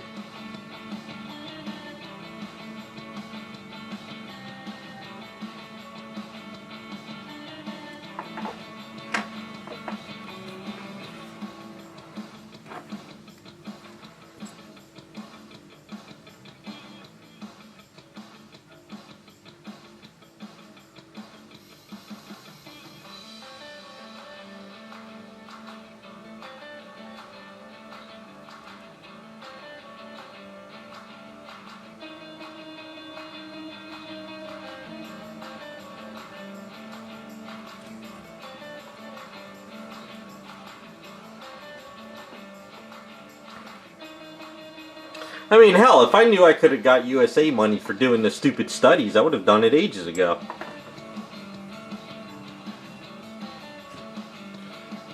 If I'd known that they were taking applications for stuff, I would have been like, yeah, I'm studying dangerous chemicals on statues, and just sit here and be like, write up, you know, study it, like, one day write a little bit of a paper and be like, hey, I need my check for 50 grand.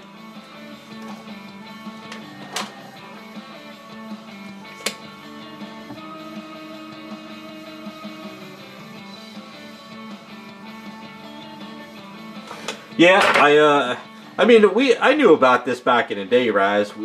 Paying taxes is illegal. We were never supposed to pay taxes. You know, it's not in the Constitution, but I hope they, one thing I hope they do, you guys know about that $600 rule with the PayPal and stuff, right? So if you sell something, you got to pay, you know, the 1099K. It used to be if you sold up to $20,000 or 200 auctions, you would get a 2990K or a 1099K. Then when Biden got in, he moved it down to $600. Basically, that's just saying that no matter what you do, we want our cut of the money. So, like, why can't you just be able to make like a couple extra bucks to a year without the government up your ass, you know?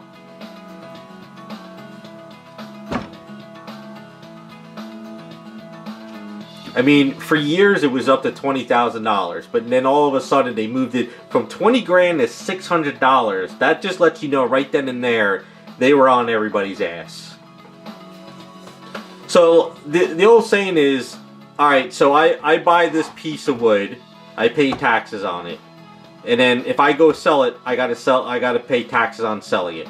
Like, I've already paid the tax on it. You know what I'm saying? It's like, or like I bought this mouse, I already paid taxes on it, then when I go to sell it, I gotta pay more taxes. And then the person who buys it has to pay taxes.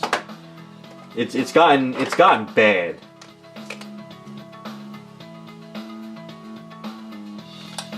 Well, what it was is they needed the money to fund more of the USA people, so, you know.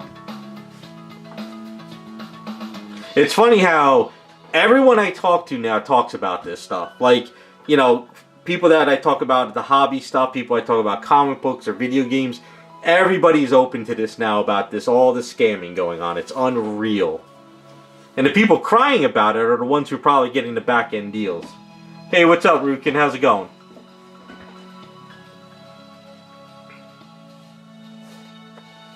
No, they're not funding the wars. They're funding the studies, the back-end deals. There is no more wars anymore.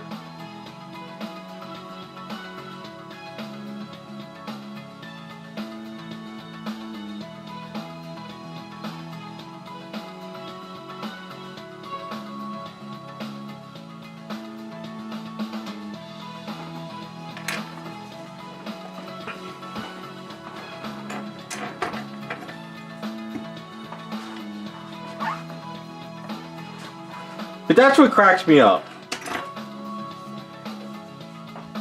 We're auditing the government finally, and people are crying about that. Not only the people in power, you know, the politicians who are only supposed to make $200K a year, but they're worth $45 million. Go figure. But the regular people, like on TikTok or Instagram, are crying about this. I'm like, do you not pay taxes? Do you not, like, wake up in the morning and by the end of the day you were taxed to all hell, you know? Wouldn't you like more money in your check? Wouldn't you like to go buy a house? You know, let's find out why we're paying so many taxes, and then we'll stop it. I don't know, it just blows my mind that people are like, this is horrible, we're going after the government. Like, yeah, we're going after them.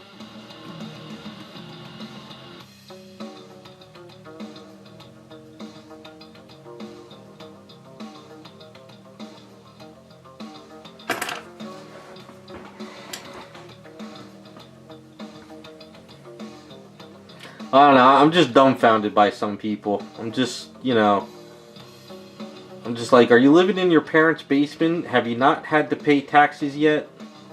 Do you not have a full-time job?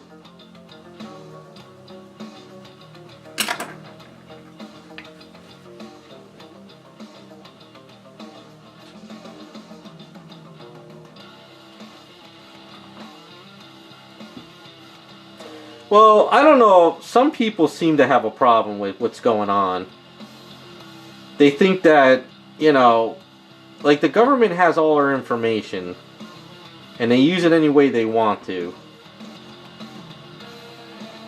I don't know. I'm just, honestly, I'm just being self-employed, I'm just tired of being taxed to all hell. It's not easy, and I understand why some companies fold, because they just cannot afford all the regulations, the taxes, the healthcare. That's why like mom and pop stores are gone, because they can't compete, because they have all these regulations and they have all these things, and you know, they can't compete with the big box stores or any of this other crap.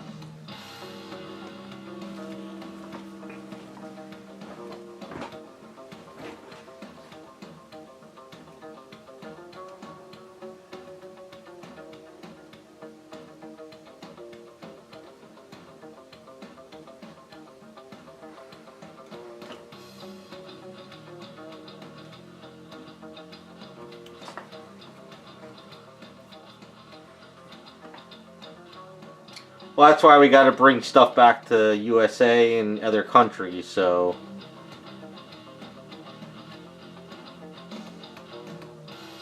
Because, like, even when I went to the dentist, he's like, you know, owning a dentist, when he first started, he said when he first started, like, 20, 30 years ago, all he needed was a dentist,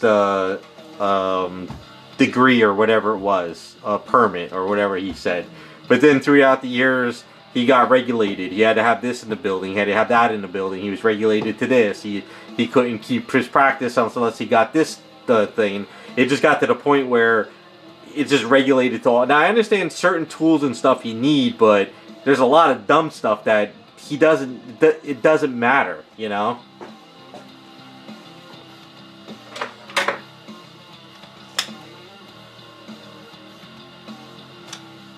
Where are you again, Iceman? I forget. I forgot. Where are you again? Like Madagascar or something? Croatia? In one of those fake world countries that no one's ever been to?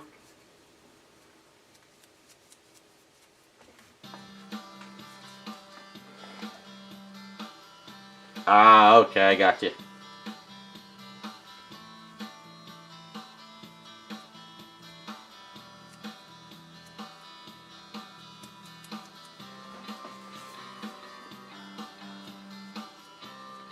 And then we go to our food. Like if you go to UK, if you buy ketchup, it's just tomato paste. But in America, it's tomato paste, red dye, number 9, 10 other chemicals in there. So that's another problem, is America food is horrible. So the minute we start questioning it, the powers that be, oh no, you can't question that. Like, but you're putting poison in our food.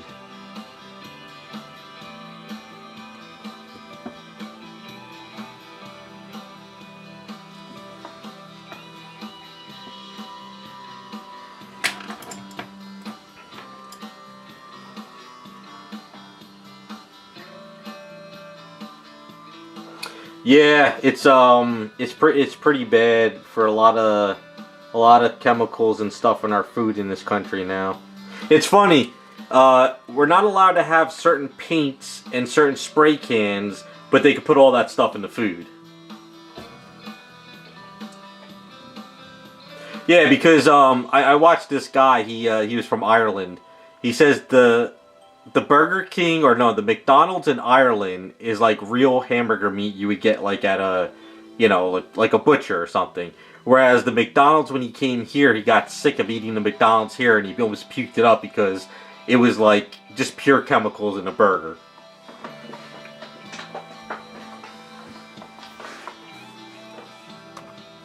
So he's like, yeah, I'm never eating like McDonald's ever in America again.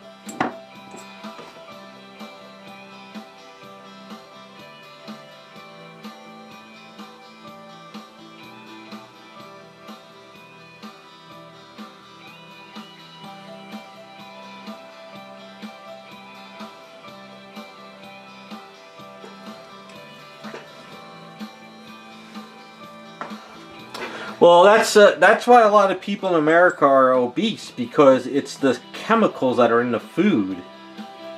You know, it's really, really. So I stopped drinking soda back in 2009 because I had surgery for diverticulitis because it runs in my family. So I had a burst in my intestine. So I had that surgery and I had it fixed. And after that, I quit all soda. So I haven't had a soda since 2009. And after I quit soda, I lost a lot of weight and I started feeling better. Because I used to drink like, Coca-Cola or Mountain Dew every once in a while, or like when I would go out with like my friends and we would go to a bar, I would get a rum and Coke. That was kind of like my drink. And once I quit soda, like I felt better. I wasn't run down. I lost weight right away. So that's why I always tell people, if you want to lose weight and you drink soda, get rid of soda out of your diet.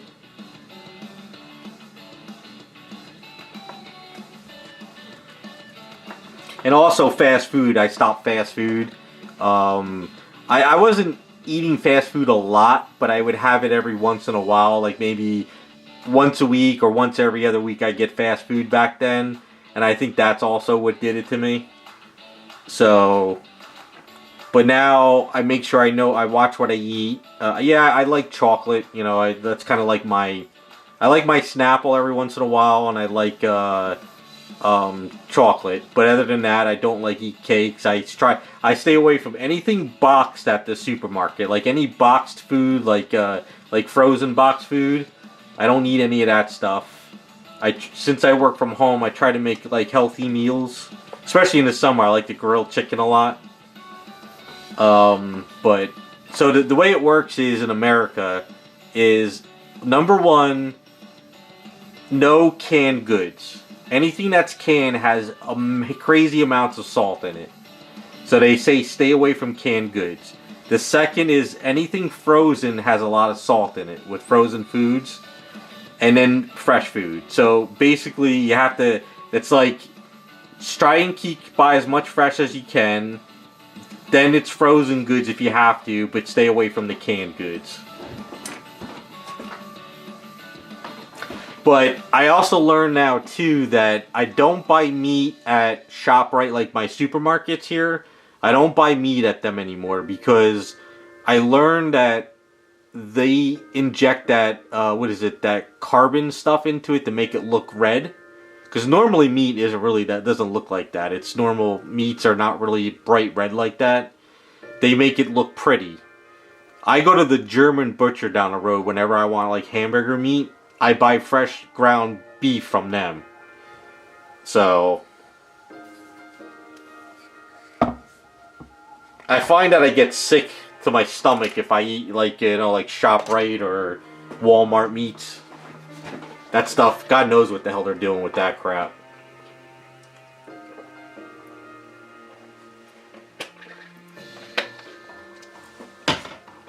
It's America, man. They got it through the system. And the sad thing is people just accept it. They don't question it. And anytime someone speaks up, they probably will off them. They end up in an accident.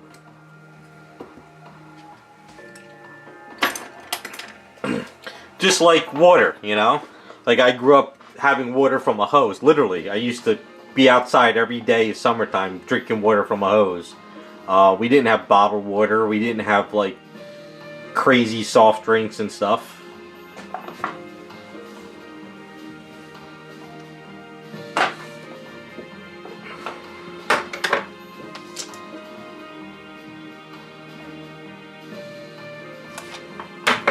Crazy. It's if you really look into the food here, you know how I don't know if you guys know, like everyone's like allergic to gluten now.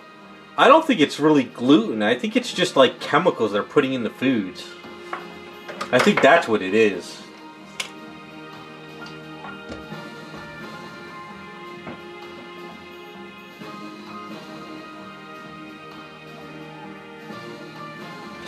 Yeah, just like that, Raz. It's all a racket.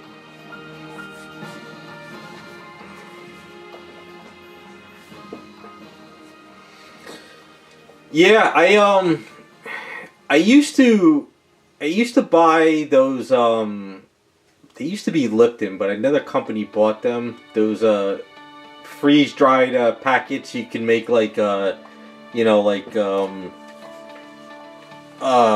broccoli and cheese, like pasta dishes things. And I stopped buying them because they started making me really, really sick. And I used to eat them in college all the time because they were cheap. But now I don't eat that stuff anymore either.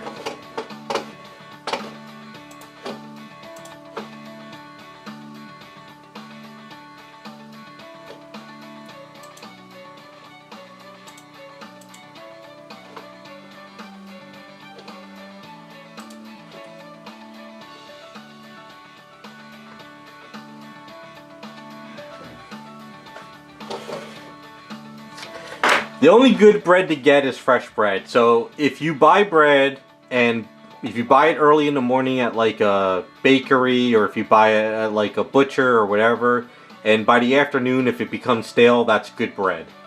But if you buy bread that stays soft for like 3 weeks, then that's not good bread. That's why I try whenever I want bread, if I want to make like hamburgers during the day, or if I want like big sausage sandwiches, I'll go over to the Italian butcher. And they may have like fresh rolls in the morning. I get those.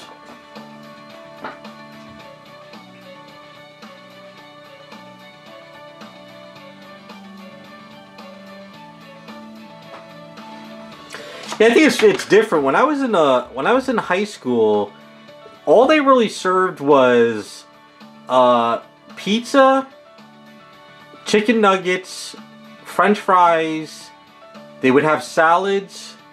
And they would have something else, or like pasta with meatballs. There wasn't really, we didn't have vending machines in our school. They didn't, at least the one high school I went to, you didn't have it. But if you wanted like junk food, you'd have to go to like the 7-Eleven down the road.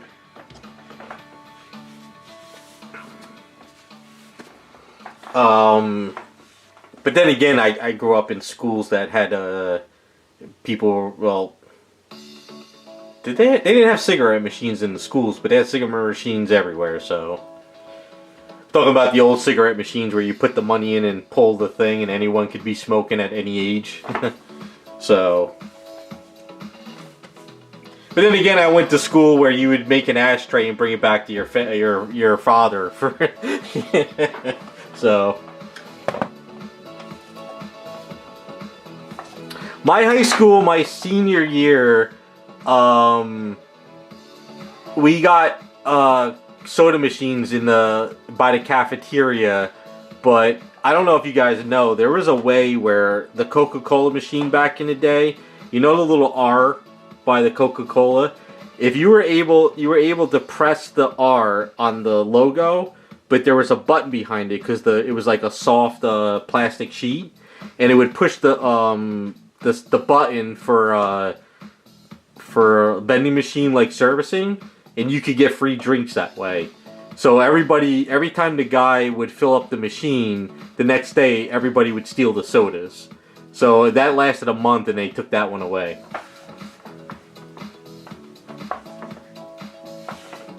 And then there was the old way where you would drill a hole through a quarter, and you would put a fishing line in there, and you put the quarter in and keep popping it in and out, and you get free sodas that way. So, yeah, we pretty much had all the ways of scamming.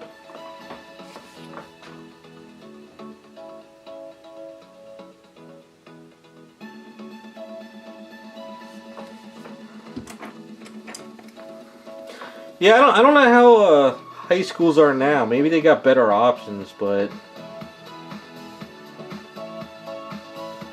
when I was in there, it was different. But don't forget, we also had gym classes, so you would burn off a lot of calories during the day.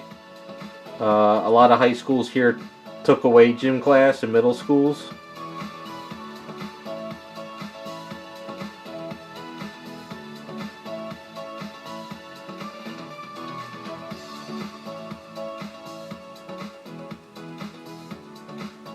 Do they do that anymore? I don't know if high schools do that anymore, or middle schools.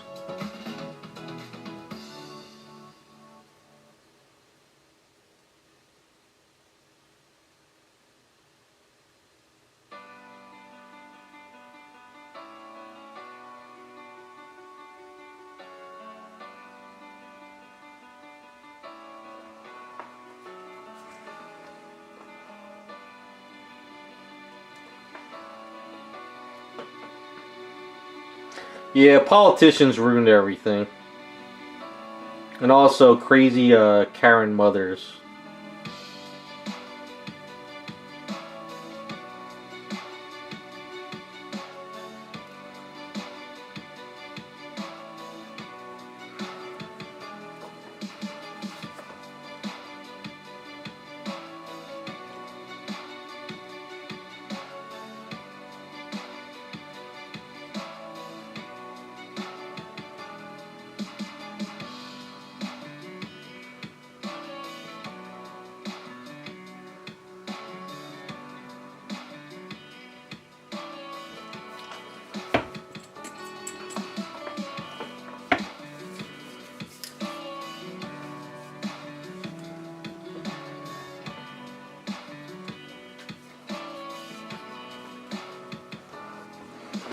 Yeah, that's true, Rook, and there's a lot of them. I guess those are the ones who created everybody gets a participation trophy, and no more MVP or any of that stuff.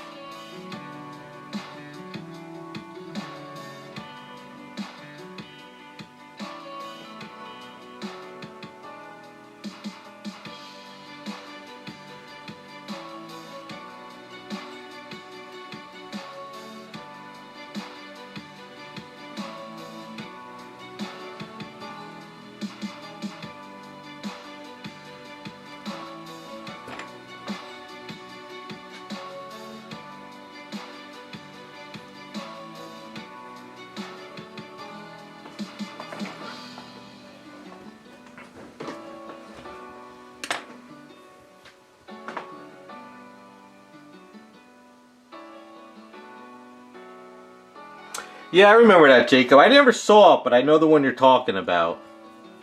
There's no way in hell I would eat a fast food like that every day for a month. No way.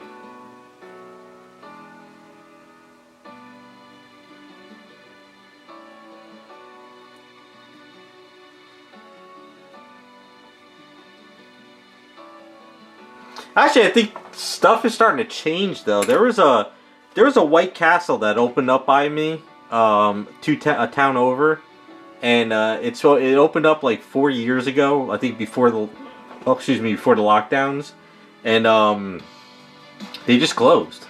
So I don't know. The rumor was they weren't getting enough workers, but I don't think they were making enough money. I don't think people eat fast food like they used to anymore. Maybe it's just my area, but I don't really see like fast food places like packed like they used to be.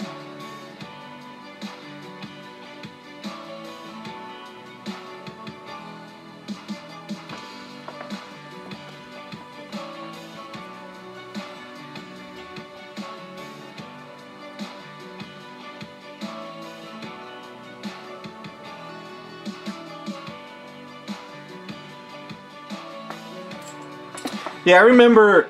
Alright, so born in 77, I remember around like 85, like 86, like a treat for us was go to Burger King because we like Burger King more than McDonald's.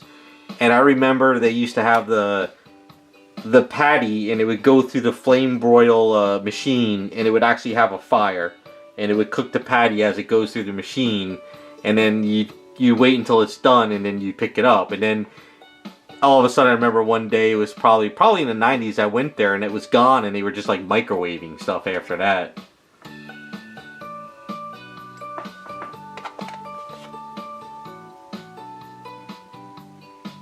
Because I remember as a kid, and other kids used to just sit there and watch the conveyor belt go, you know? So kids would just stay at the counter and watch the conveyor belt. So it was fast food, but it wasn't like, you know, already pre-cooked and all that crap.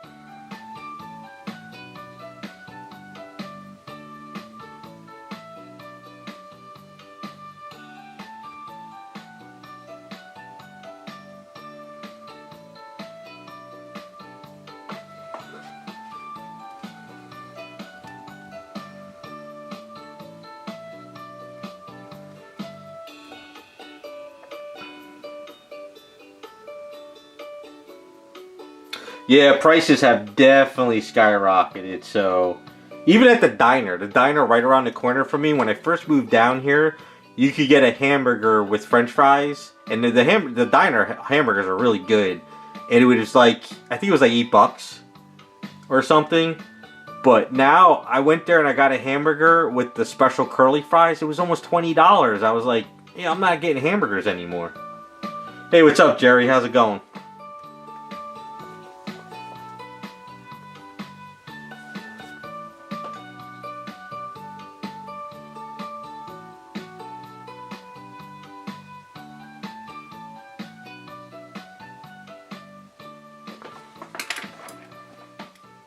It's crazy how much the diner food has gone up.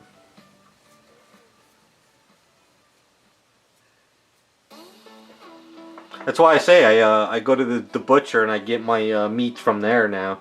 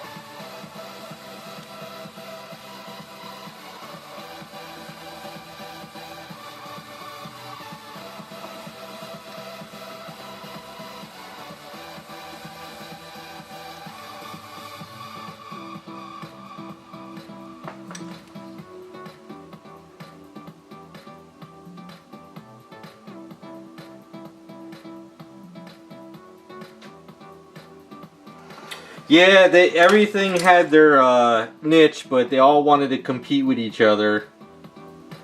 They all wanted to dumb it down and make top dollar for nothing. I used to love White Castle. That was kind of my favorite. And Burger King was my favorite, but White Castle was good too. But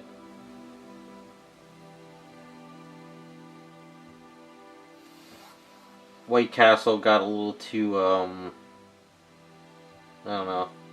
Their food kind of went downhill.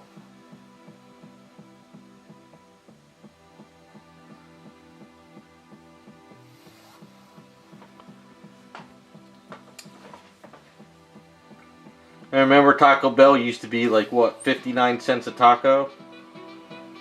60 cents, something like that.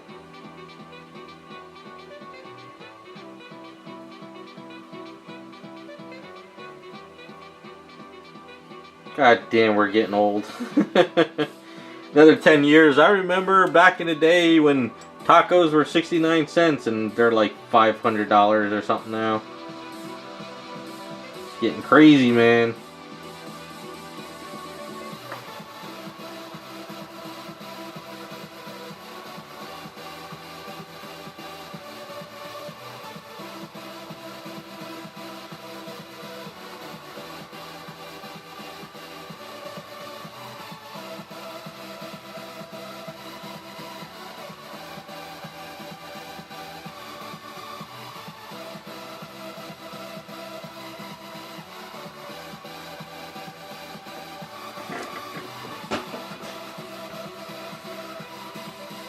Well, at least we could say back in my day it was a good time compared to now. Horrible music, horrible food, nothing's creative anymore.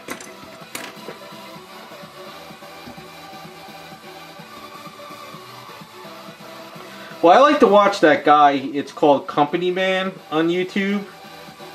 He talks about like why a lot of companies go under, and he also talks, and a lot of them are like food industry items.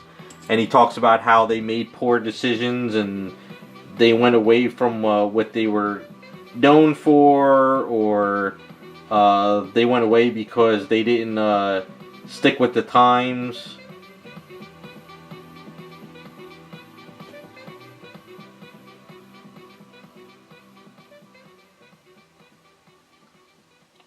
But the one thing that still holds true is there's no Chinese restaurant commercials. There was never ever Chinese restaurant commercials, and they're everywhere and they do well. Which is the funniest thing, even from the 80s to now. All Chinese restaurants ever done is they get their menu, they mail it out to your mailbox, and that is it.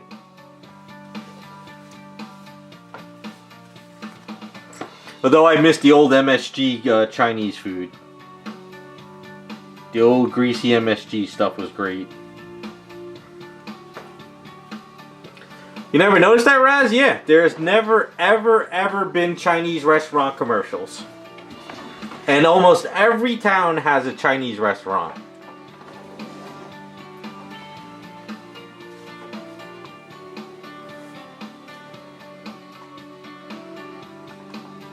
Yeah, never, even growing up in the 80s, there was never a Chinese restaurant. All we would do is get the menu in the mailbox, and, you know, my parents would be like, Friday night we're ordering Chinese, you know? What do you want? Circle it on the menu, give them a call, go pick it up. Even by here, every town has a Chinese restaurant. Cartwright, yep, with George.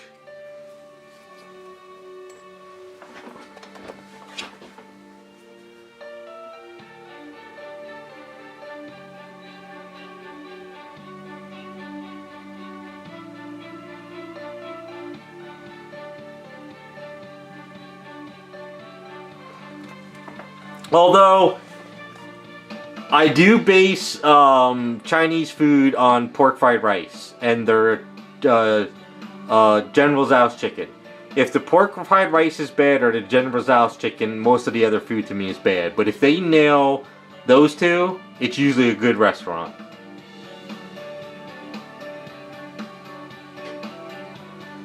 Panda? Are you talking about the what are they called? The ones that are used to be at the malls?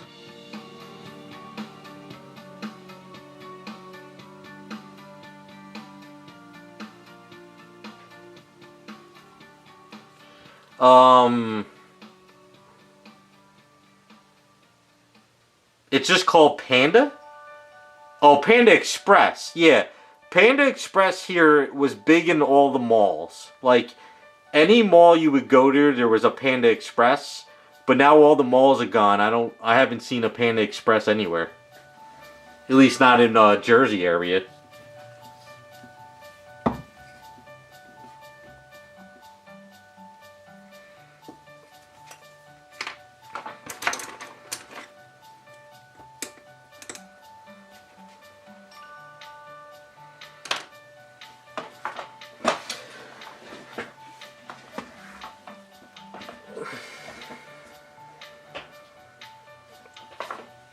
Yeah, Panda Express was bigger in the malls, but now all the malls are closing or gone. I don't see them anymore in there. I never liked the Panda Express though. That was like fast food of the Chinese restaurant food. But all the Chinese restaurants here by me are just Chinese people, and they work hard. They make good food too. The one I go to almost every other week by me because they have that $5.99 lunch special. The lady's really nice, and you know their food is great.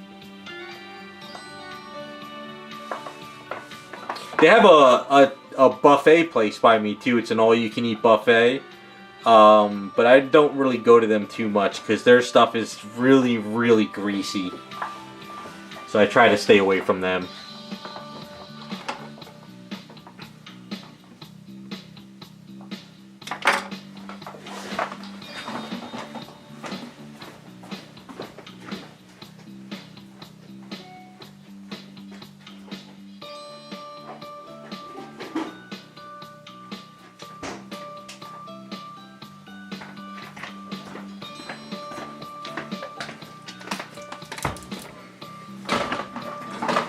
When I first moved down here in 2012, I went to this one Chinese place that's in the town over from me, and I got their General Tso's chicken. And usually that chicken is supposed to be like orange. This was like black tar looking, and I ate it. I was like, oh, this is horrible. So I never went back to them again.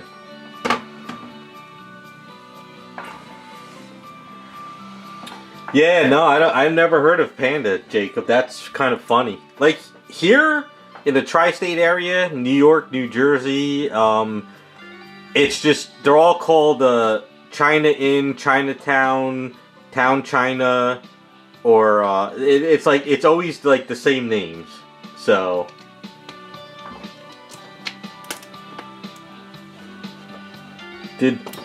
what the hell did the balloons just go through the stream?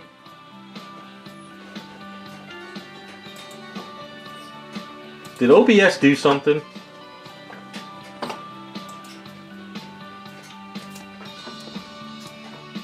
Did you guys do that, or did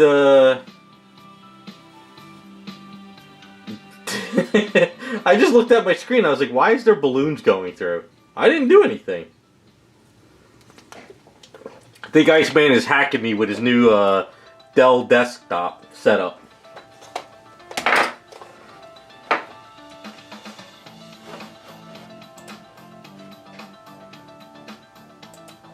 I didn't do anything. Unless OBS has something, did my I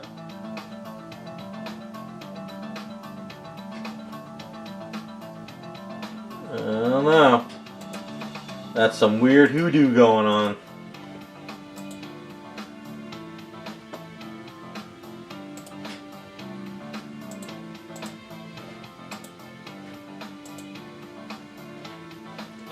Strange. Alright, let's see. Show you guys what this looks like now.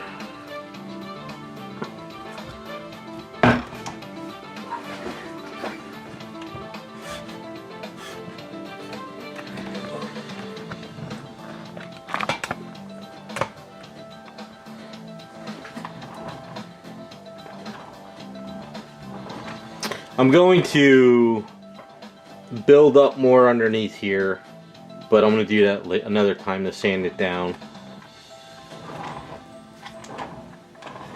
But I think that looks pretty good. I wanted to give it a little bit of a feathering look, but not too much.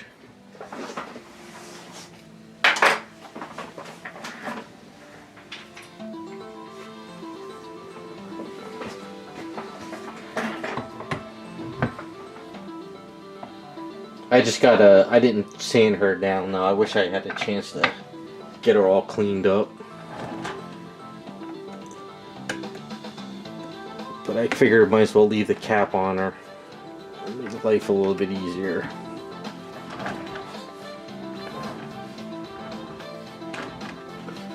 Yeah, I gotta just bring it down here a little bit more and kind of give it a little bit more of a hump area. But I'll sand this down a bit.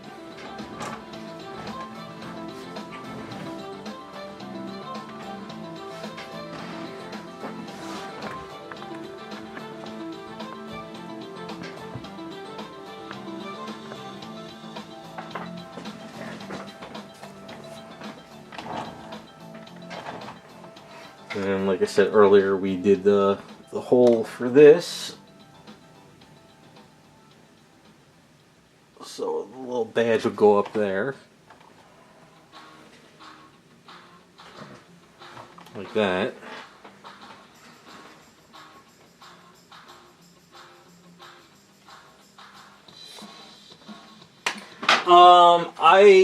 When I work on my customs, I'm always priming my items, so I have a lot of coats because there's always scratches, there's always imperfections. But if I'm doing a basic build-up of a kit, I probably maybe 1 or 2 coats. I don't really over prime kits, but when I do my customs, I'm always priming. But I try not to over prime because you could build it up too much. So it's all depends on the project, I guess. Yeah, Roger's pretty much done. I just have to sand him down. So we have the eyes looking up here for the handcuffs. I just got to sand down his arm. I do a lot of tedious prep work now. But yeah, he's pretty, because you can see there's all kinds of crap over here I have to fix up.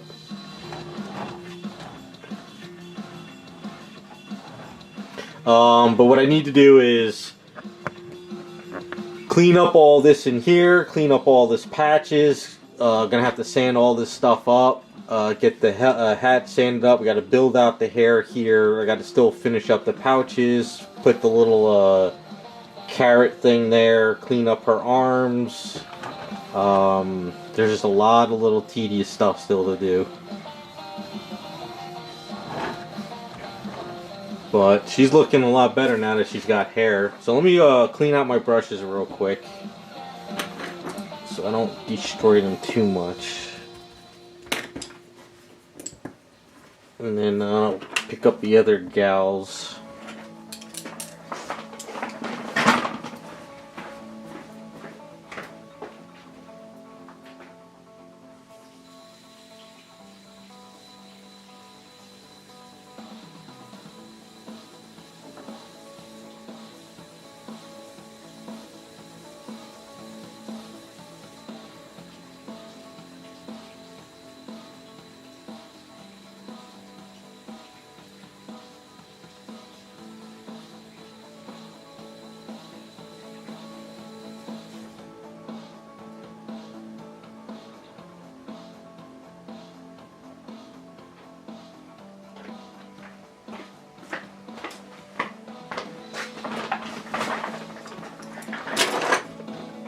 So we're coming down to the home stretch on these.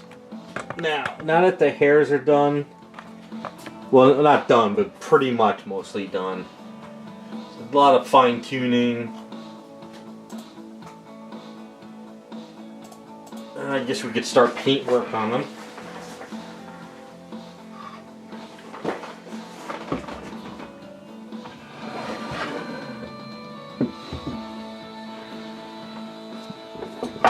So as far as Star Trek goes, her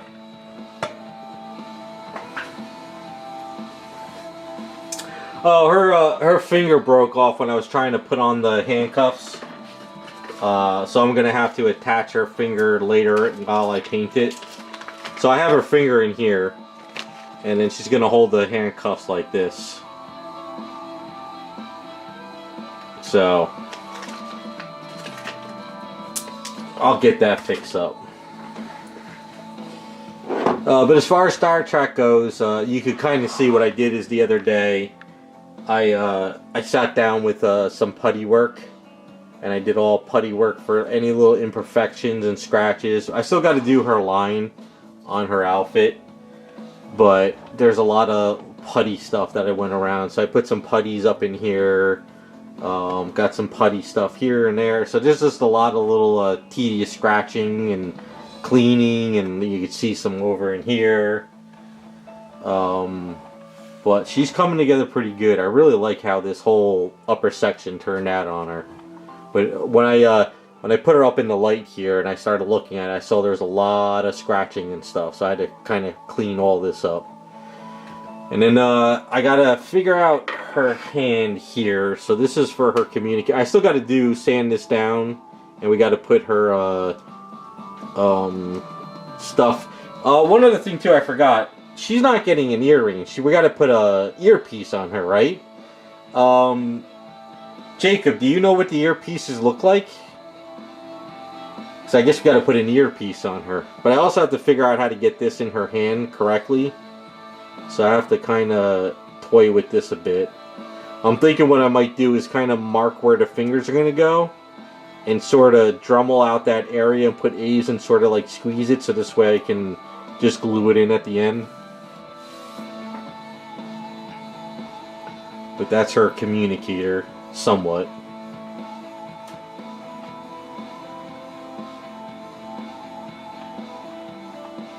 Alright, I need to see, because I can make up my own little thing, but I figure we got to put something in her ear. So I got to figure that out. But I wanna get her all cleaned up first before I do that. So I need to get a day in the garage and really clean these out.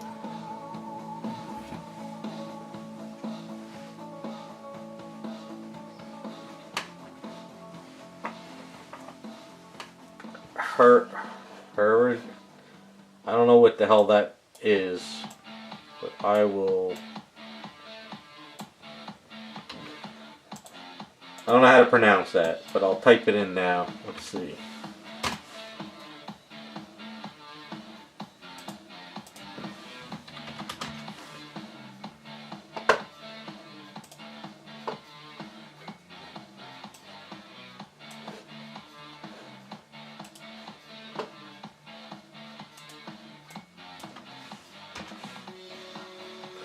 Oh, okay. I see what it looks like. I got you.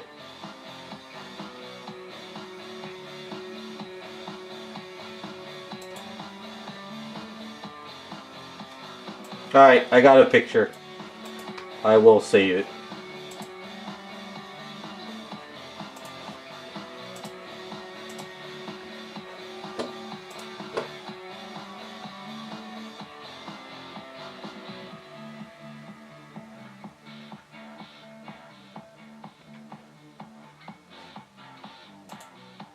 No, I found a picture. Alright, so I know what to do for the earpiece. I made a diagram for Raz. He has it. So Raz is printing out the circle for the base and also the ears for Roger so we can make the little fuzzy Roger ear thing. So that's in the works.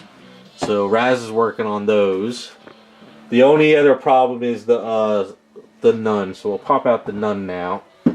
I did talk to my friend about etching the base, but I don't know how long it's going to take. So I think I'm going to have to do it myself on this one.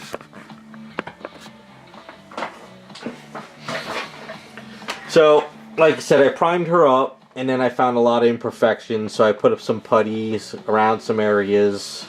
I didn't sand it down. I still got to really sand these fingers down because this is going to be latex. So, and then I got to clean up a lot of this under here. A lot of this is going to get hidden, but I just filled it in anyway just in case. Yeah, so this is just, I got to clean. There's some of the scratches here. There's a lot of stuff underneath there. But let me show you with the silly putty how it's going to look. So I gotta, before I do her headgear, you know, the flap on her hair, I have to get her prepped for paint first. Because if I try to put that piece on and she's not ready for paint, it's going to be a bitch. So I figure while that's going, I'll go ahead and start trying to figure out this base with the Roger thing. So maybe next week we'll start planning out the base a little bit more.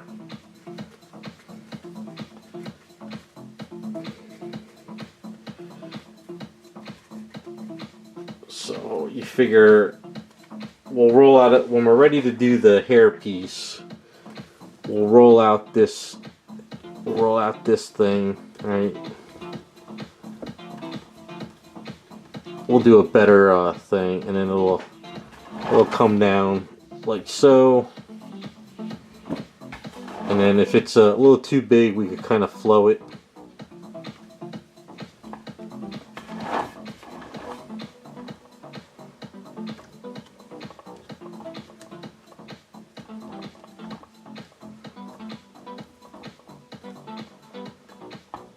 It'll be something like that. So a lot of that'll get hidden.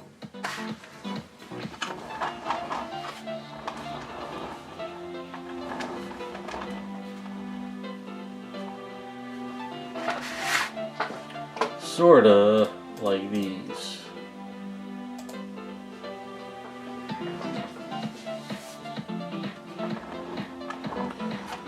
So I'm thinking maybe this will have to, it's gonna figure out when it's time.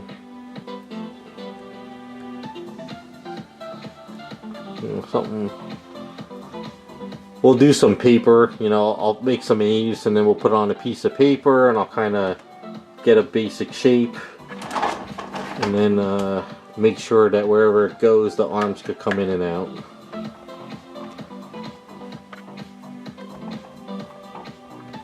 So something like that, but it won't go down too far. I might have to cut it here, I guess, or it could go. We'll see where it goes.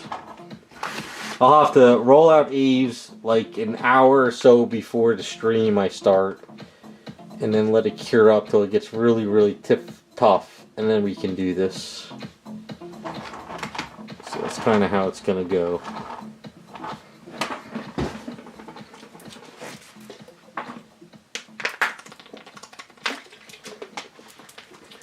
Or would it have to, I guess it maybe come up a little bit more.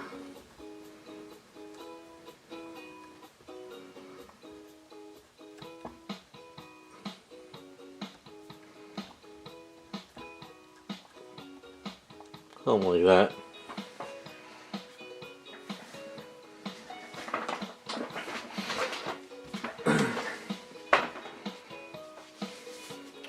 Yeah, I'll have to play with it. I mean, silly putty's a bitch to mess with.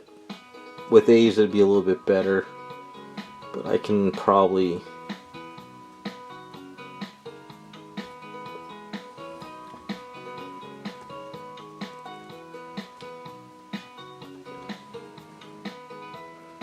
You know, and then over here we can kind of, you know, I could kind of play with it a bit.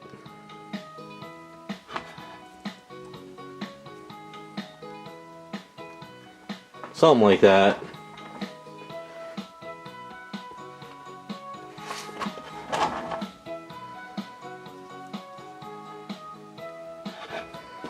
Something like that. Somewhere around that.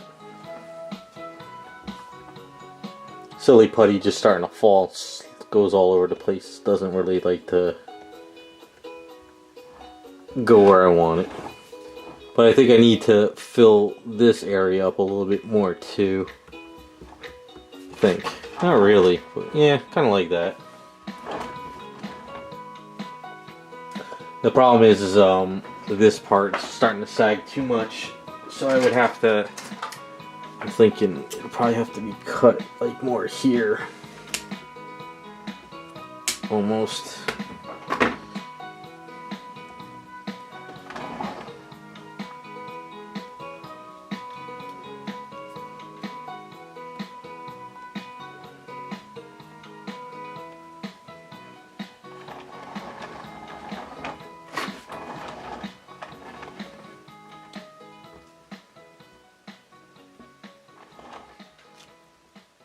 So yeah, it's kind of, we'll have to play with it. It's once I get the eaves, it'll. I think it was Raccoon who put it in voting, and it got pulled out of the hat. So that's kind of where we're at with her for now.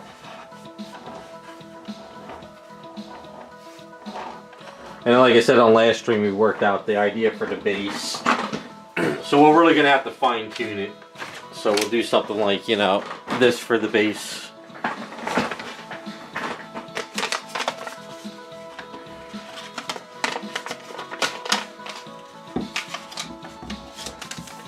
Something like that.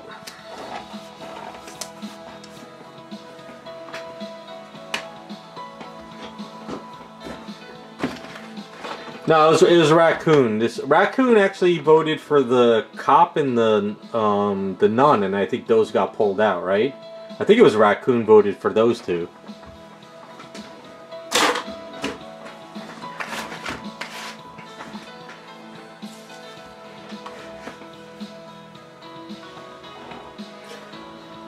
Yeah, so that's where I'm at with her for now. So this is going to be the trickiest part, but I think if so the idea would be is, like, I would take this, right?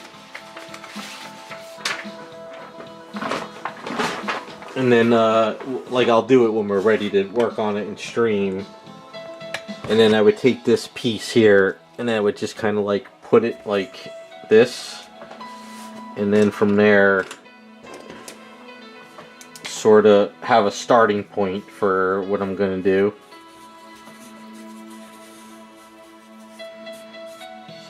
And then I take Aves and sort of make sure I roll out this amount for it.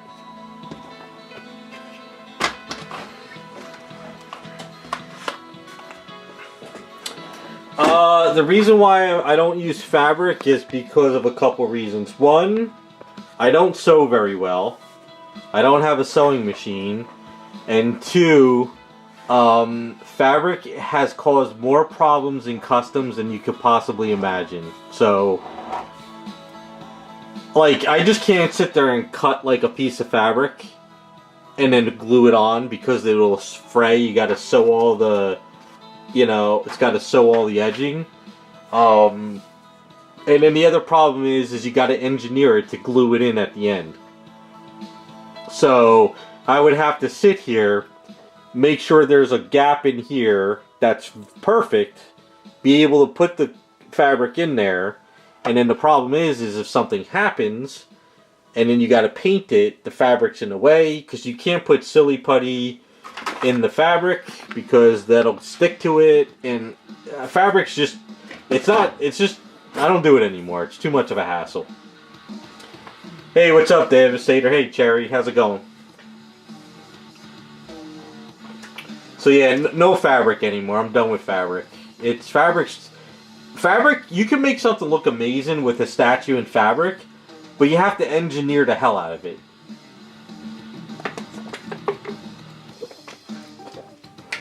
For instance, like, say for Star Trek, you wanted to give her a fabric outfit, you'd have to sit there and cut it, and you have to make it look good and get it set up, but you wouldn't get these nice fine wrinkles you can from sculpting, and it would look like a doll. So, yeah, all the fabric capes that I dealt with on my Power Girl customs and stuff, and Superman and stuff, it's just too much work. And then I've had a lot of people contact me for repairs, but when the item is all fabric, you can't repair the item because the fabric is all glued onto the item. So, yeah, fabrics are, I don't like dealing with them anymore.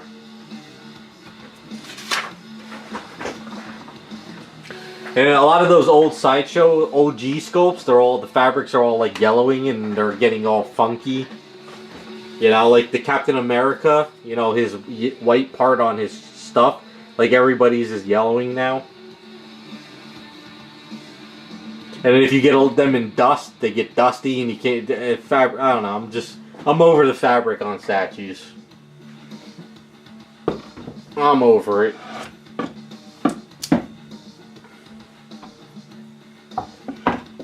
But at least the police officer is looking like a police officer now.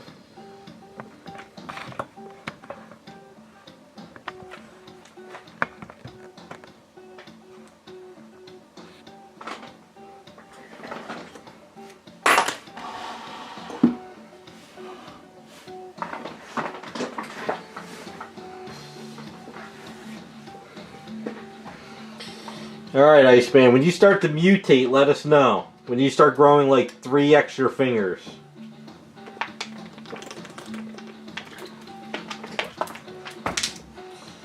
Iceman's gonna turn into the Hulk.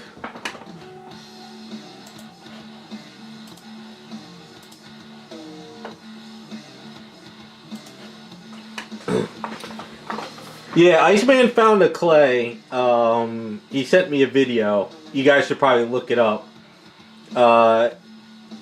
It's like a, what was it, Iceman? It was like a clear clay, and then you hit it with a UV light afterwards, and it cures.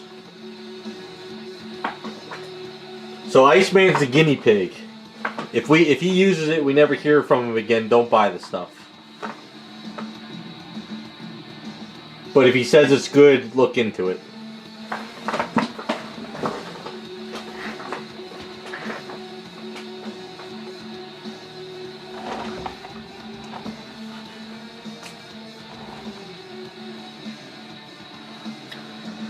Alright, so I think next week well, I'm going to get her all sanded up. Or we're going to bring the hair probably down to here.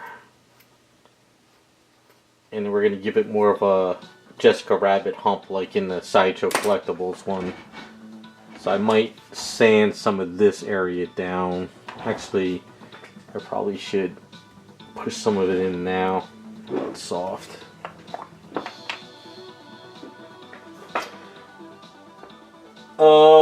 Yeah, Cherry, what do you need?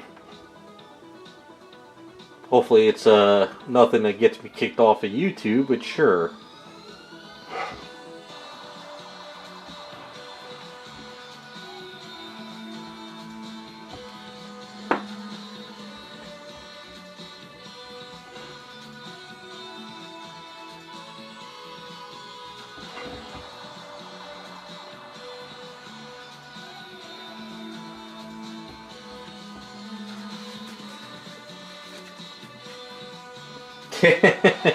Yeah, USA is coming for Iceman. They'll save you.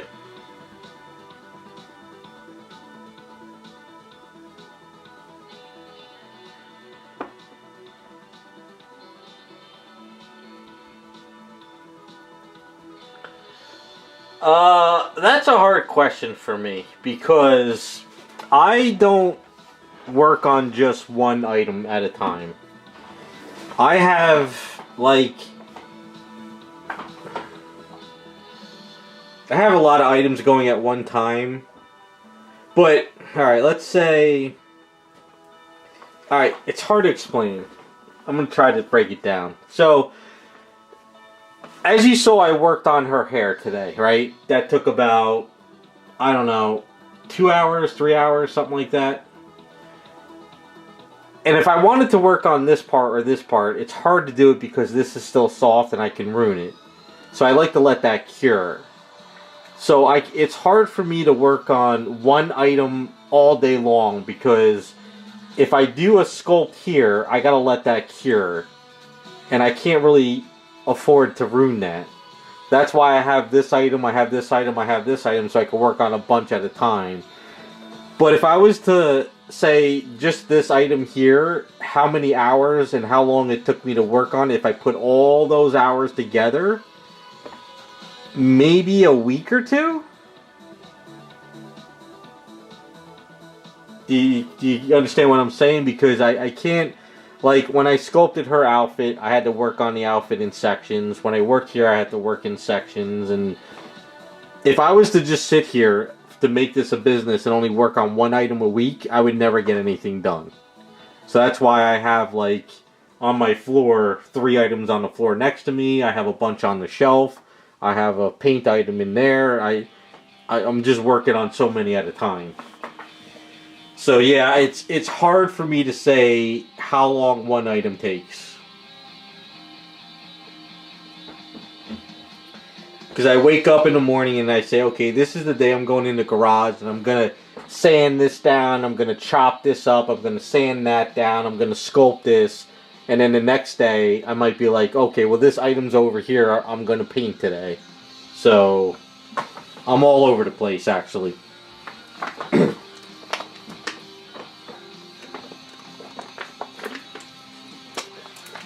Yeah, I know some people, like a painter would be like, I'm going to paint your item and I'm going to paint it up this week and it'll be done in a week. And they focus on one item. I'm always just building and sanding and customizing and chopping, and I'm all over the place.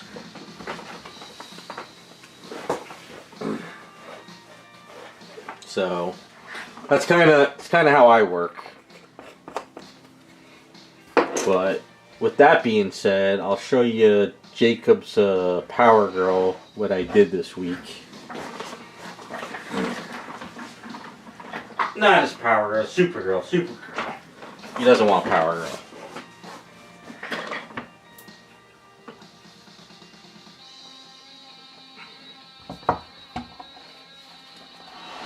Yeah, I do a lot of repairs too. So there's a lot of repairs as well. So, alright, so this is Jacob's Supergirl. So anyway, I'll show you what I did with this here. without breaking it. So this is the custom stand I came up with.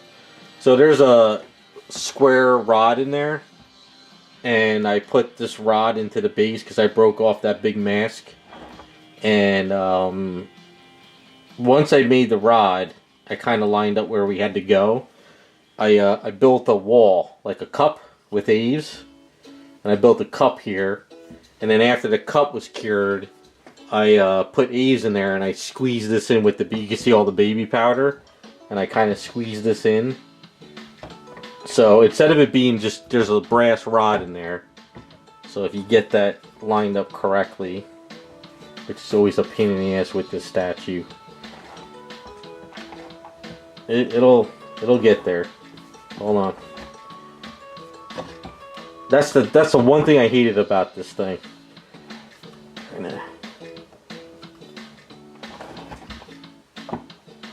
Come on, get in the hole. Go to your home. Do I just need my glasses on? That would be why.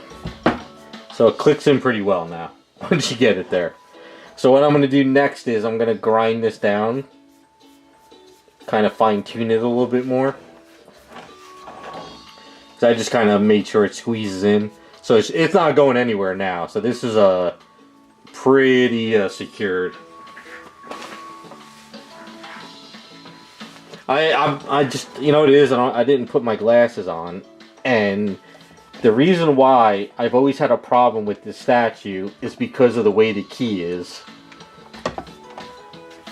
So, like, when you try to put it in, it's kind of hard. See, sometimes you're not putting it in correctly. When I get my glasses on, I look correctly, I can get it in. But yeah, so basically, if we hit her, it's not shaking. So she's on there pretty good now. So that's where I'm at with that. So the next step is you want her head this way, right? Not that way, but this way. So I just got to figure out this area with the thing first.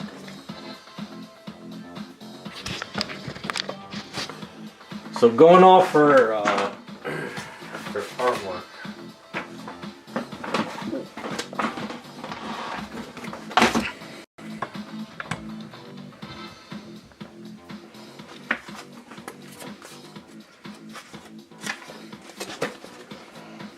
So we're kind of following this.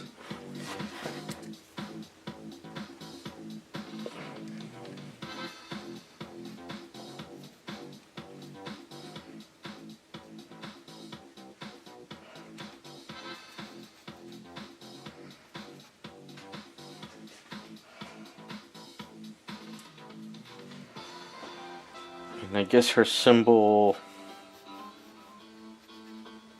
I'm gonna print out her symbol on the computer, and I'll line it up better.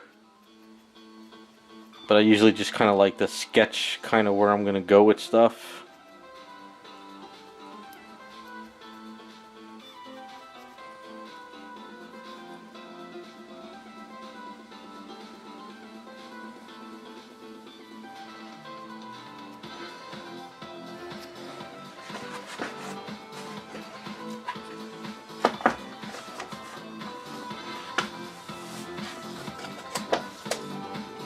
Yeah, this is the original head that came with the Captain Marvel. So I also have to do she has a seam here. Did you want those seams on her shoulder? She's got like seams there. She doesn't have it on there though.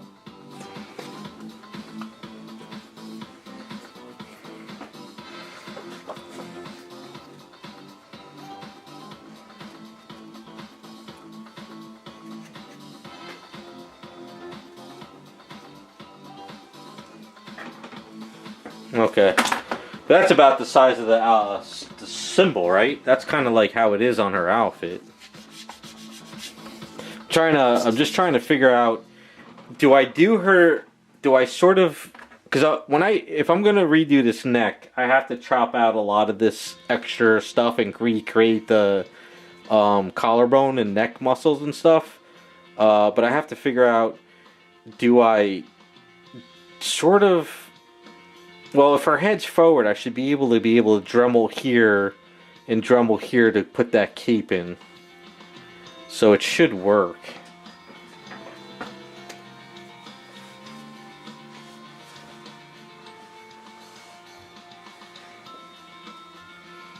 But that's about the size of her symbol on her shirt.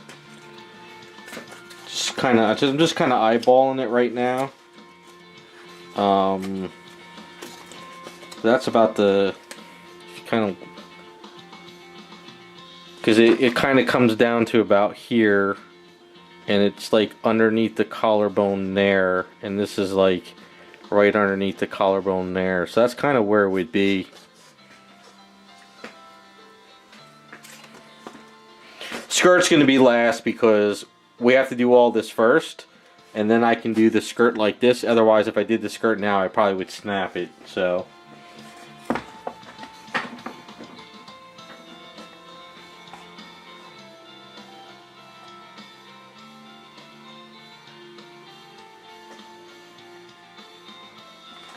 I'll have to look at it. You know what I gotta do? I have to figure out how I'm gonna do the head first, but then I have to wet sand her down, and I have to get all this extra dust, because if I mess with the cape right now, because it's sort of semi-dusty, I'll ruin the cape, because like if you I can ruin the cape with this, so I have to do a wet sand on her first.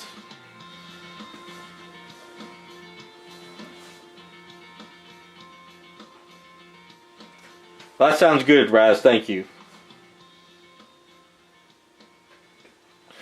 No, I didn't do anything with the skirt yet at all. Right? What I did is I sculpted the underwear, and I sculpted the underwear here. So when we put the skirt on it, at least if you looked underneath, it's correct. I wouldn't want to just do nothing there, and it would be stupid. It's got to look like there's something there. So. And I did the boots, how the boots are. I just got to take the lines off of those. There's still more to go. I'm still kind of in planning phase with it. Just trying to make sure I go in the right direction. I don't want to like do the neck and then all of a sudden I can't get into here for like the cape area.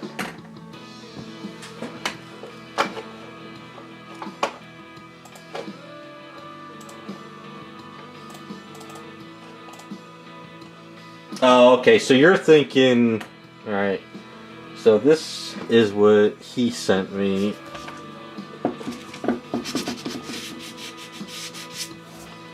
So he sent this, which is a piece that comes here.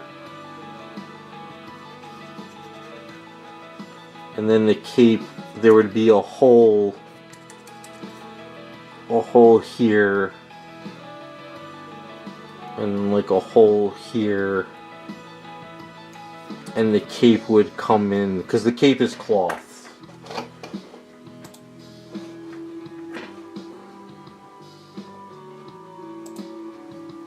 So the way, all right. So that, see, my issue though is once I get the head on. So what I might have to do, Jacob, is I might have to grind her hair down, put her head in. And in this way, do the holes first, get the cape situated, and then put the hair on. So I think that's what I might have to do.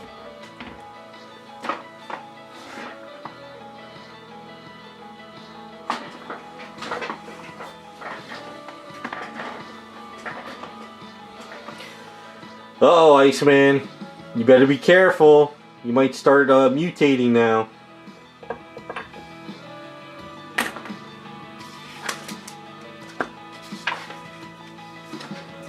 Jacob, one last question. If I ruin this book by accident, is that okay? Or is this like gonna break your heart if I get like clay and stuff on this?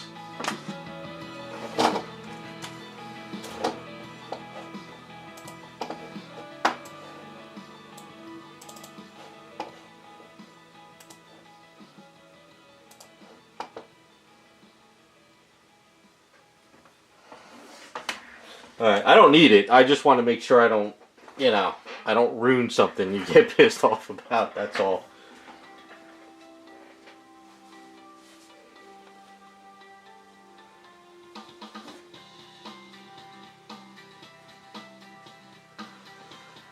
See, the problem is this was sculpted with no muscle showing, so I have to kind of create that muscle there and that sort of area here, because this is all going to get like taken away, and then I have to cut into the collarbone area here more. So this is all got to be cut into and done correctly. So I'm going to have to rip out the magnets, rip off this key, grind down all this hair, and then reposition it. So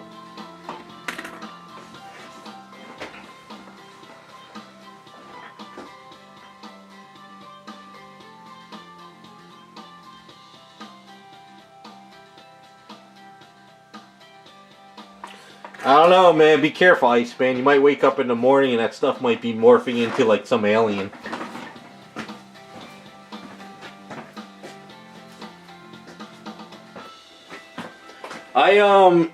So I guess the other question I have for you, Jacob, is we're going to be taking this hair, right? And we're putting it on her, correct? So I haven't gotten that far as to how it's going to work.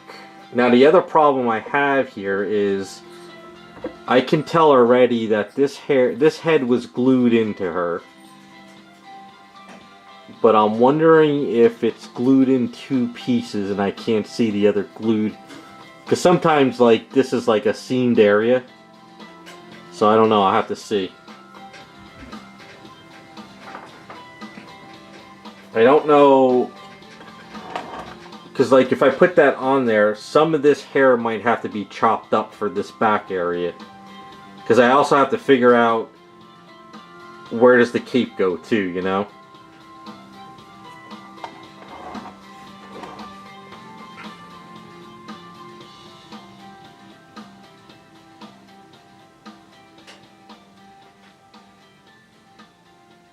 Yeah, for some reason I kept thinking that this was the head we were using. Like that. But you want this head.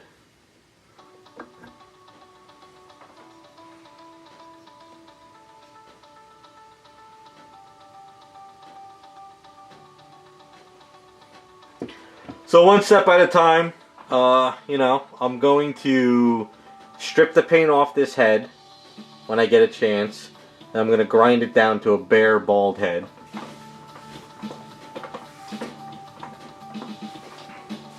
It's not hard, it's just a matter of just figuring out how to go about it correctly. I don't want to do it. I don't want to get myself stuck, that's the problem. I don't want to like sculpt the neck and then all of a sudden I can't get this tool in here to make that hole for the you know, for the cape, and then it's a shit show.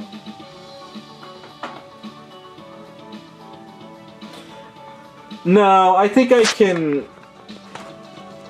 I mean, I could do it right now and show you how I would do this, so you get a better understanding on how I get this stuff situated. It's the only way to do it. I'll show you now.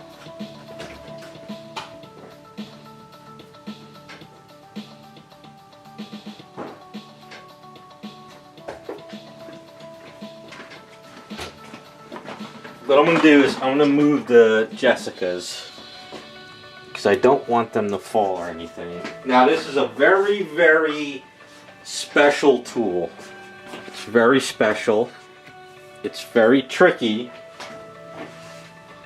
But this is how I do customs and how I separate things. And it's the only way to do it. So usually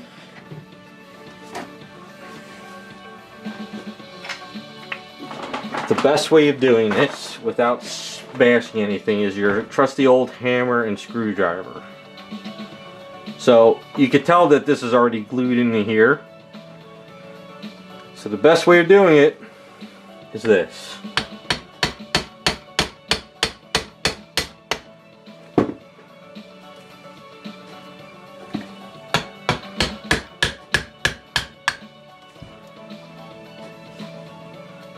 And sadly, see what happened? That's the only way of doing stuff like this. But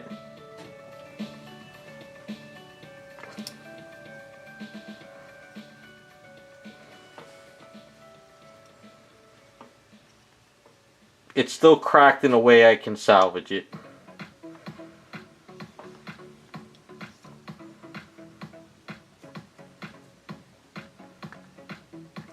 So what'll happen now is if I try to, if I was getting rid of this hair and I didn't want this hair, I would just hammer the rest of this off. But since we want to salvage this hair, I'll Dremel this off here and go there. But you can tell, I think, no, it was one solid piece. So what I'll do is, you know what? I'll be right back. I'll go in the garage and I'll Dremel this off.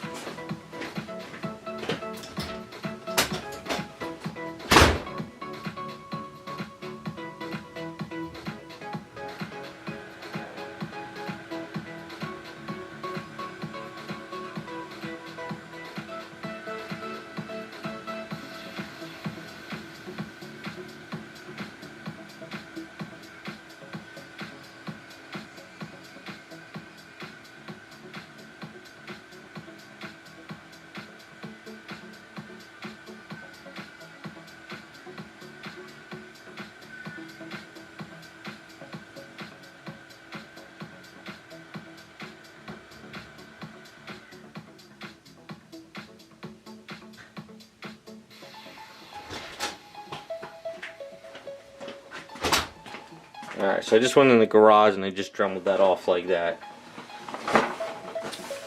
Alright, so see this glue, right? This glue, you can heat this up, right? I could heat this up and I could sit there and wiggle this. But the problem is, see how thick this key is? And see how much I broke off of there? There would be no wiggle room. I had plenty of heads in the past where I tried to heat up this glue to get it off, and I'd sit there and wiggle it. Before I knew it, I would have blisters on my thumbs. And the only way I've ever learned how to get these heads from separated from hairs is this. Unless, like, if I was salvaging the head, then I'm good. I would throw the hair away. But since this is the first time we're doing it the opposite, where I need to save the hair. But I mean, it cracked clean. So what I'm going to do now is, so like if Jacob wants to keep this head, or if he wants to sell it on eBay or use it for another project, he can, you know, save it for something else now. But for the hair, so all I really need to do now is grab our Insta set.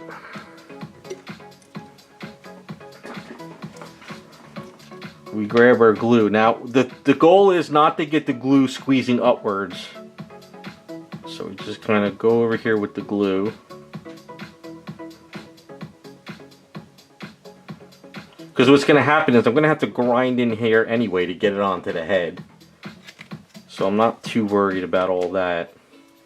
And then what we do is we squeeze this. Instead of putting it on and squeezing it upwards, we're going to push it downwards.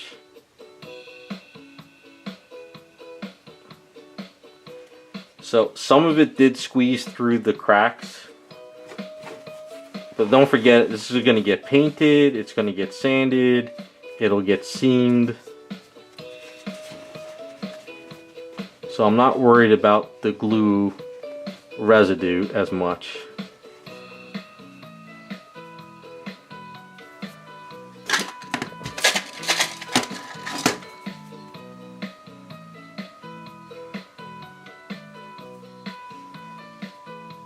And then we grab the Insta-Set.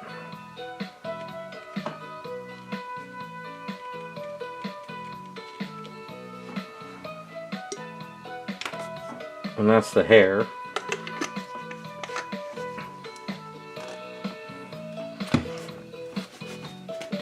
It doesn't really matter how I get the hair on because there's going to be a lot of dremeling. You see, so I'm going to have to Dremel it down to fit. And then it might not fit because the hair, see the way the head was cut? The way the hair was cut compared to this head? So this head has an ear, it's got the back of the skull, this is all gone. So in theory, all this is already in back of that hair. So I have to sort of, I gotta grind this down, I'm gonna have to grind some of this down, and then I gotta connect it in there. But then I also have to worry about the back of this hair hitting the back. So I gotta play with it. So I got a lot of work to do on it yet. It's not really easy or harder, it's a matter of getting it to work. It's not, you know, sometimes it's like, I don't think about it as like, is this going to be hard or easy? It's a matter of what do I have to do to make it work? That's all you got to think about.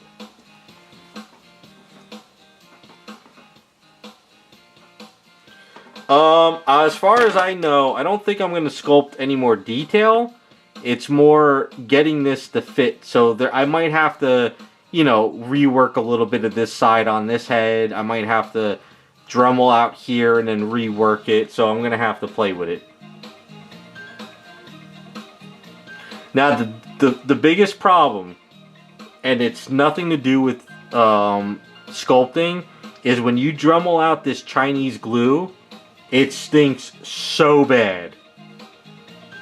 Once this glue gets heated up, it's so potent, I like to do it out in the garage.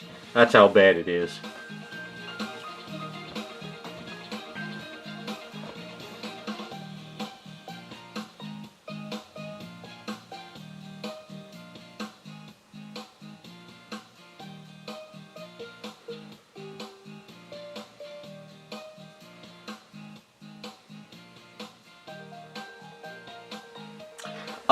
The only problem with making the hair removable is there's going to be a seam around the head.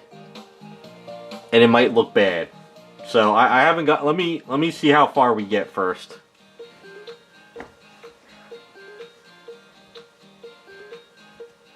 I don't know, Iceman. I really, you're gonna have to look, you're gonna have to just test different putties out there.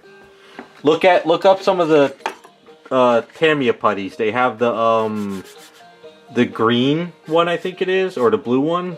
Try those. I don't know if they'll work. Yeah, but this glue is, when this glue melts, it's nasty. I've melted these glues on heads before, trying to get these heads off, and it stunk up my garage for a day. That's how bad this stuff gets. But the glue is strong as hell. Because you can see how strong that glue was. It broke this thick of a key. So that glue held that key in so much that the resin broke.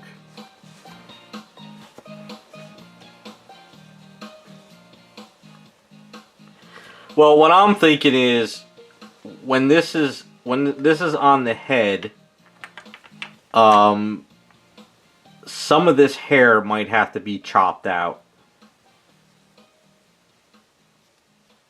So we'll see. I'll get it to work. It's just a matter of, what I'll probably do is, I'll look at your tape again. I'll go into my box of fabrics and I'll pull out some cheap fabric or used fabric, and I'll use that to play with the hair. So this way I know when I put your cape on, I won't ruin your cape. So I have fabric that I'll do that. So I'm not worried about that. My main concern right now is chopping this hair and getting this to fit this, and then taking the next step. Yeah, Rukin, I wear my mask all the time. It's just that being in the winter time, it sucks because I got to heat up the garage when I'm in there. No, we'll get there. I just explained my process on how I do this stuff. It's just I try not to take too many steps ahead. I try to focus on one thing at a time. I know I need to fit the cape with the hair, but my concern right now is let's Dremel this down, let's get it worked, fixed, and go from there. Because what I'll do is I'll prime this up, and then I'll sand this down, and I'll get all this cleaned up so you won't see any of that. So, but you know, this is yeah,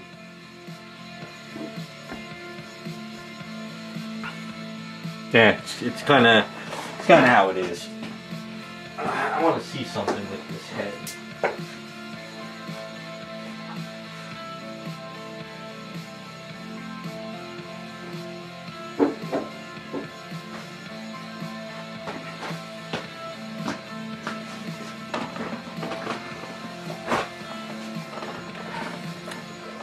Yeah, first what we do is we give her a nice good bath in acetone. We get all that blemishing off. We get all that skin off. We get all that paint off. And then I grind down the hair. Get all this grounded down. I'm also going to have to grind the neck in this key. And I'll probably sort of get this head and hair sort of connected in a way. And then I'll attach the head and go from there. What are we doing with this head, Jacob? This is going back. Are you using this for another project or something? Because I'll probably just throw this back in the box.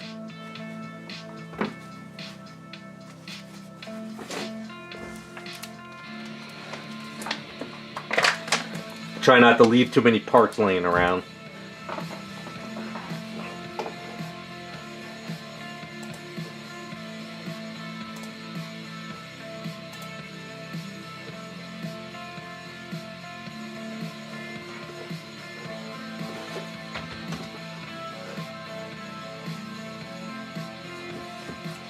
I mean, I could probably use it for personal stuff, but if you have other projects in mind, put it aside in case there's something you want. Just what I'll do is I'll put it back in a box, and when you get it back home after everything's done, put it up against the other heads, you know, see if they're in scale, and if there's another project down the line, you know. But then if you decide you never want it down the line, let me know. I could probably use it for something. But usually whenever I try to test heads, I always put them in front and make sure they're nose to nose and, you know, mouth to mouth and eye to eye. But sometimes some heads are a little fatter than other ones. But as long as they're in scale, which this one is, which is shocking, it works.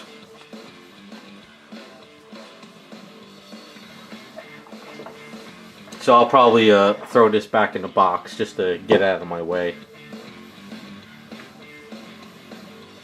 No, it's a good head. It's a really good head, and it probably fits in scale. Let me put this aside.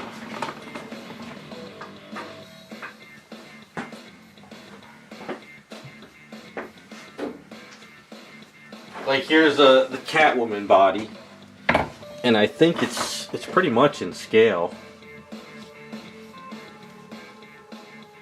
So, like with the Catwoman body, this fits. Usually, Marvel stuff is smaller.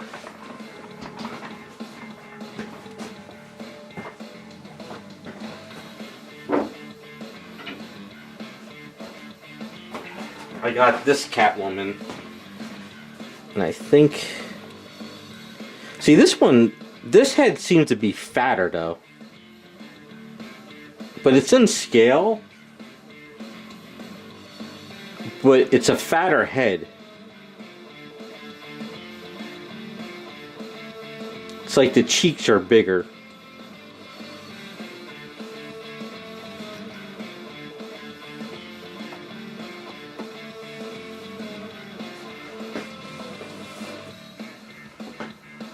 Yeah, but DC females and Marvel females, Marvel's always a tad smaller of all the statues I've worked on.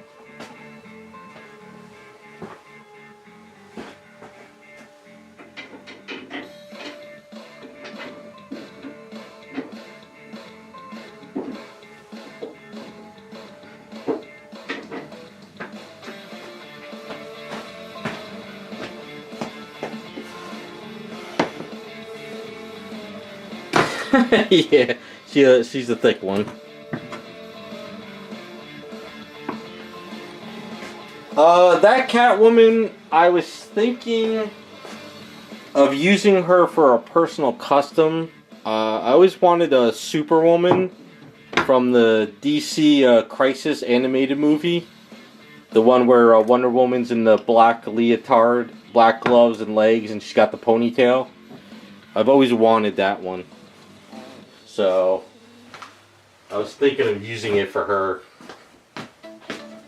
I have a head. I have a 3D printed head. What we'll call it. I have this head. This was the Wonder Woman head. So I think this is what I had printed a while back. So I was thinking of doing that one with this. But I don't know, something might change down the line.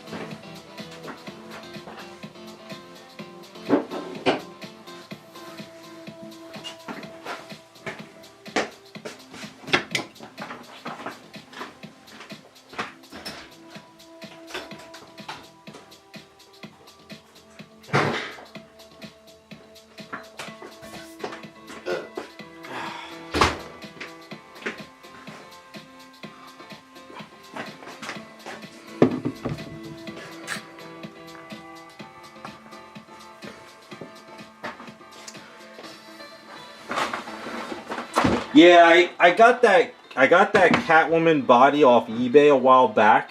No, I actually got the whole statue if I remember correctly, and I got it really cheap. I think it was, I forgot, and I wanted to use it as a personal custom. I just haven't gotten around to it. So.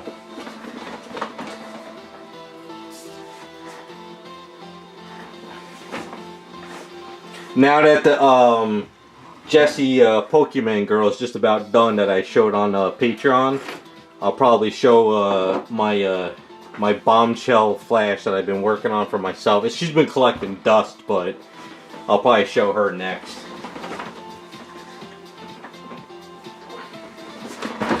I got a lot of stuff I'm doing, just not enough time in the week.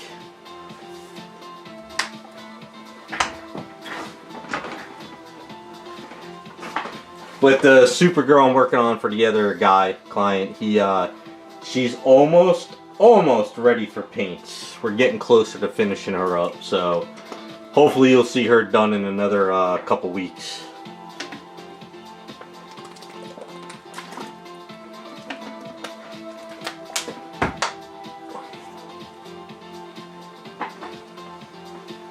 But what I have been doing, I won't tell you who I'm making yet.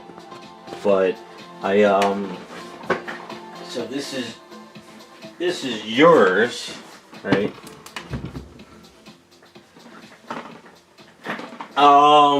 It's a modern look. It's a modern look.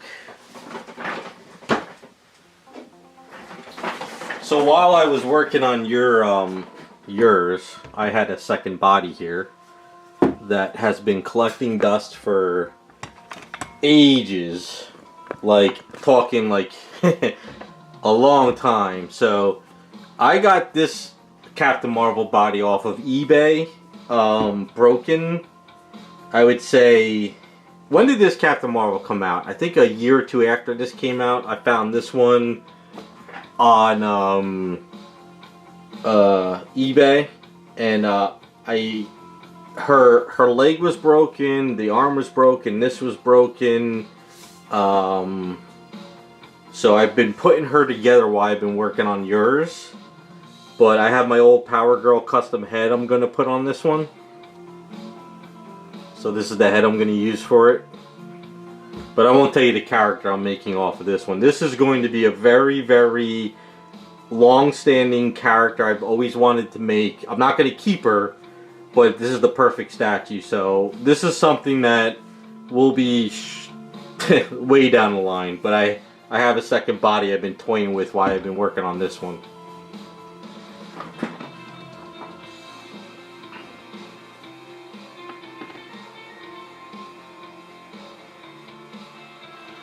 Yeah, I saw it on eBay broken, and I was like, yeah. I was like, I'd take it. And I got it really cheap, too.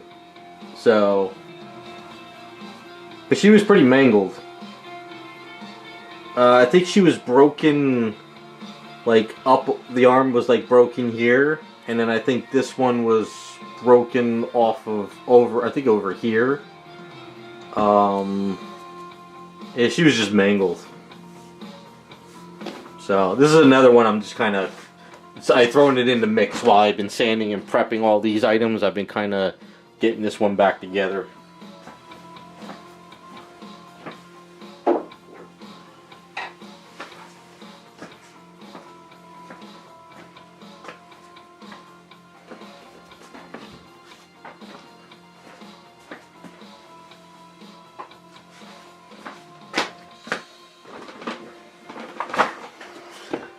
But that's where I'm at. So I think that's it for the day. Jessica's are coming along pretty well. Sunday I'm going to post on Patreon some ideas for the next character and 3D models to choose from. So if you're on my Patreon, you'll kind of get some ideas what I'm thinking about. So we could kind of go over some things. But Cop is coming along pretty well. Let's take this out so it doesn't seal in there.